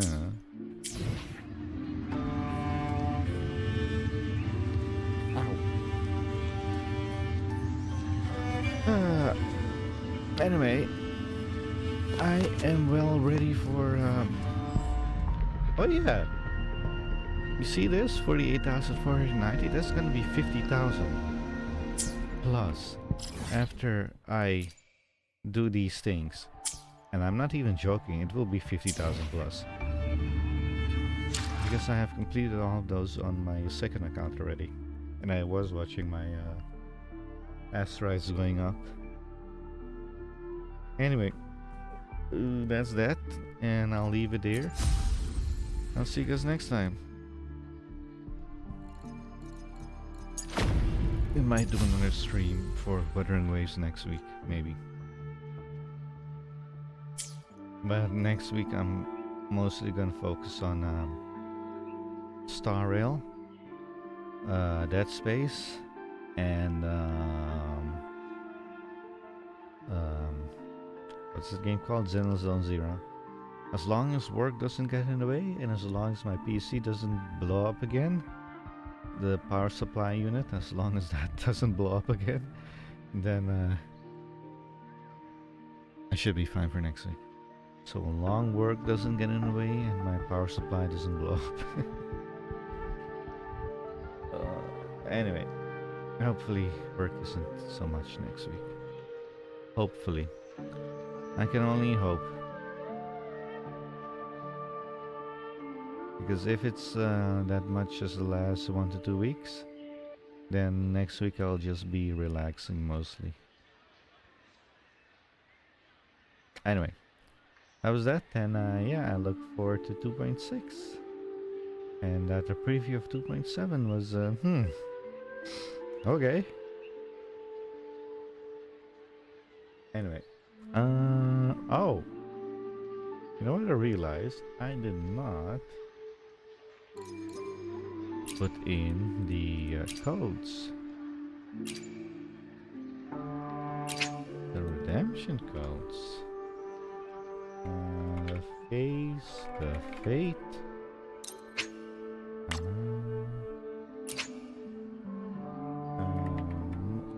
Moonlight. And what was the last one? Burning sun. Sun, right? Yes. Okay.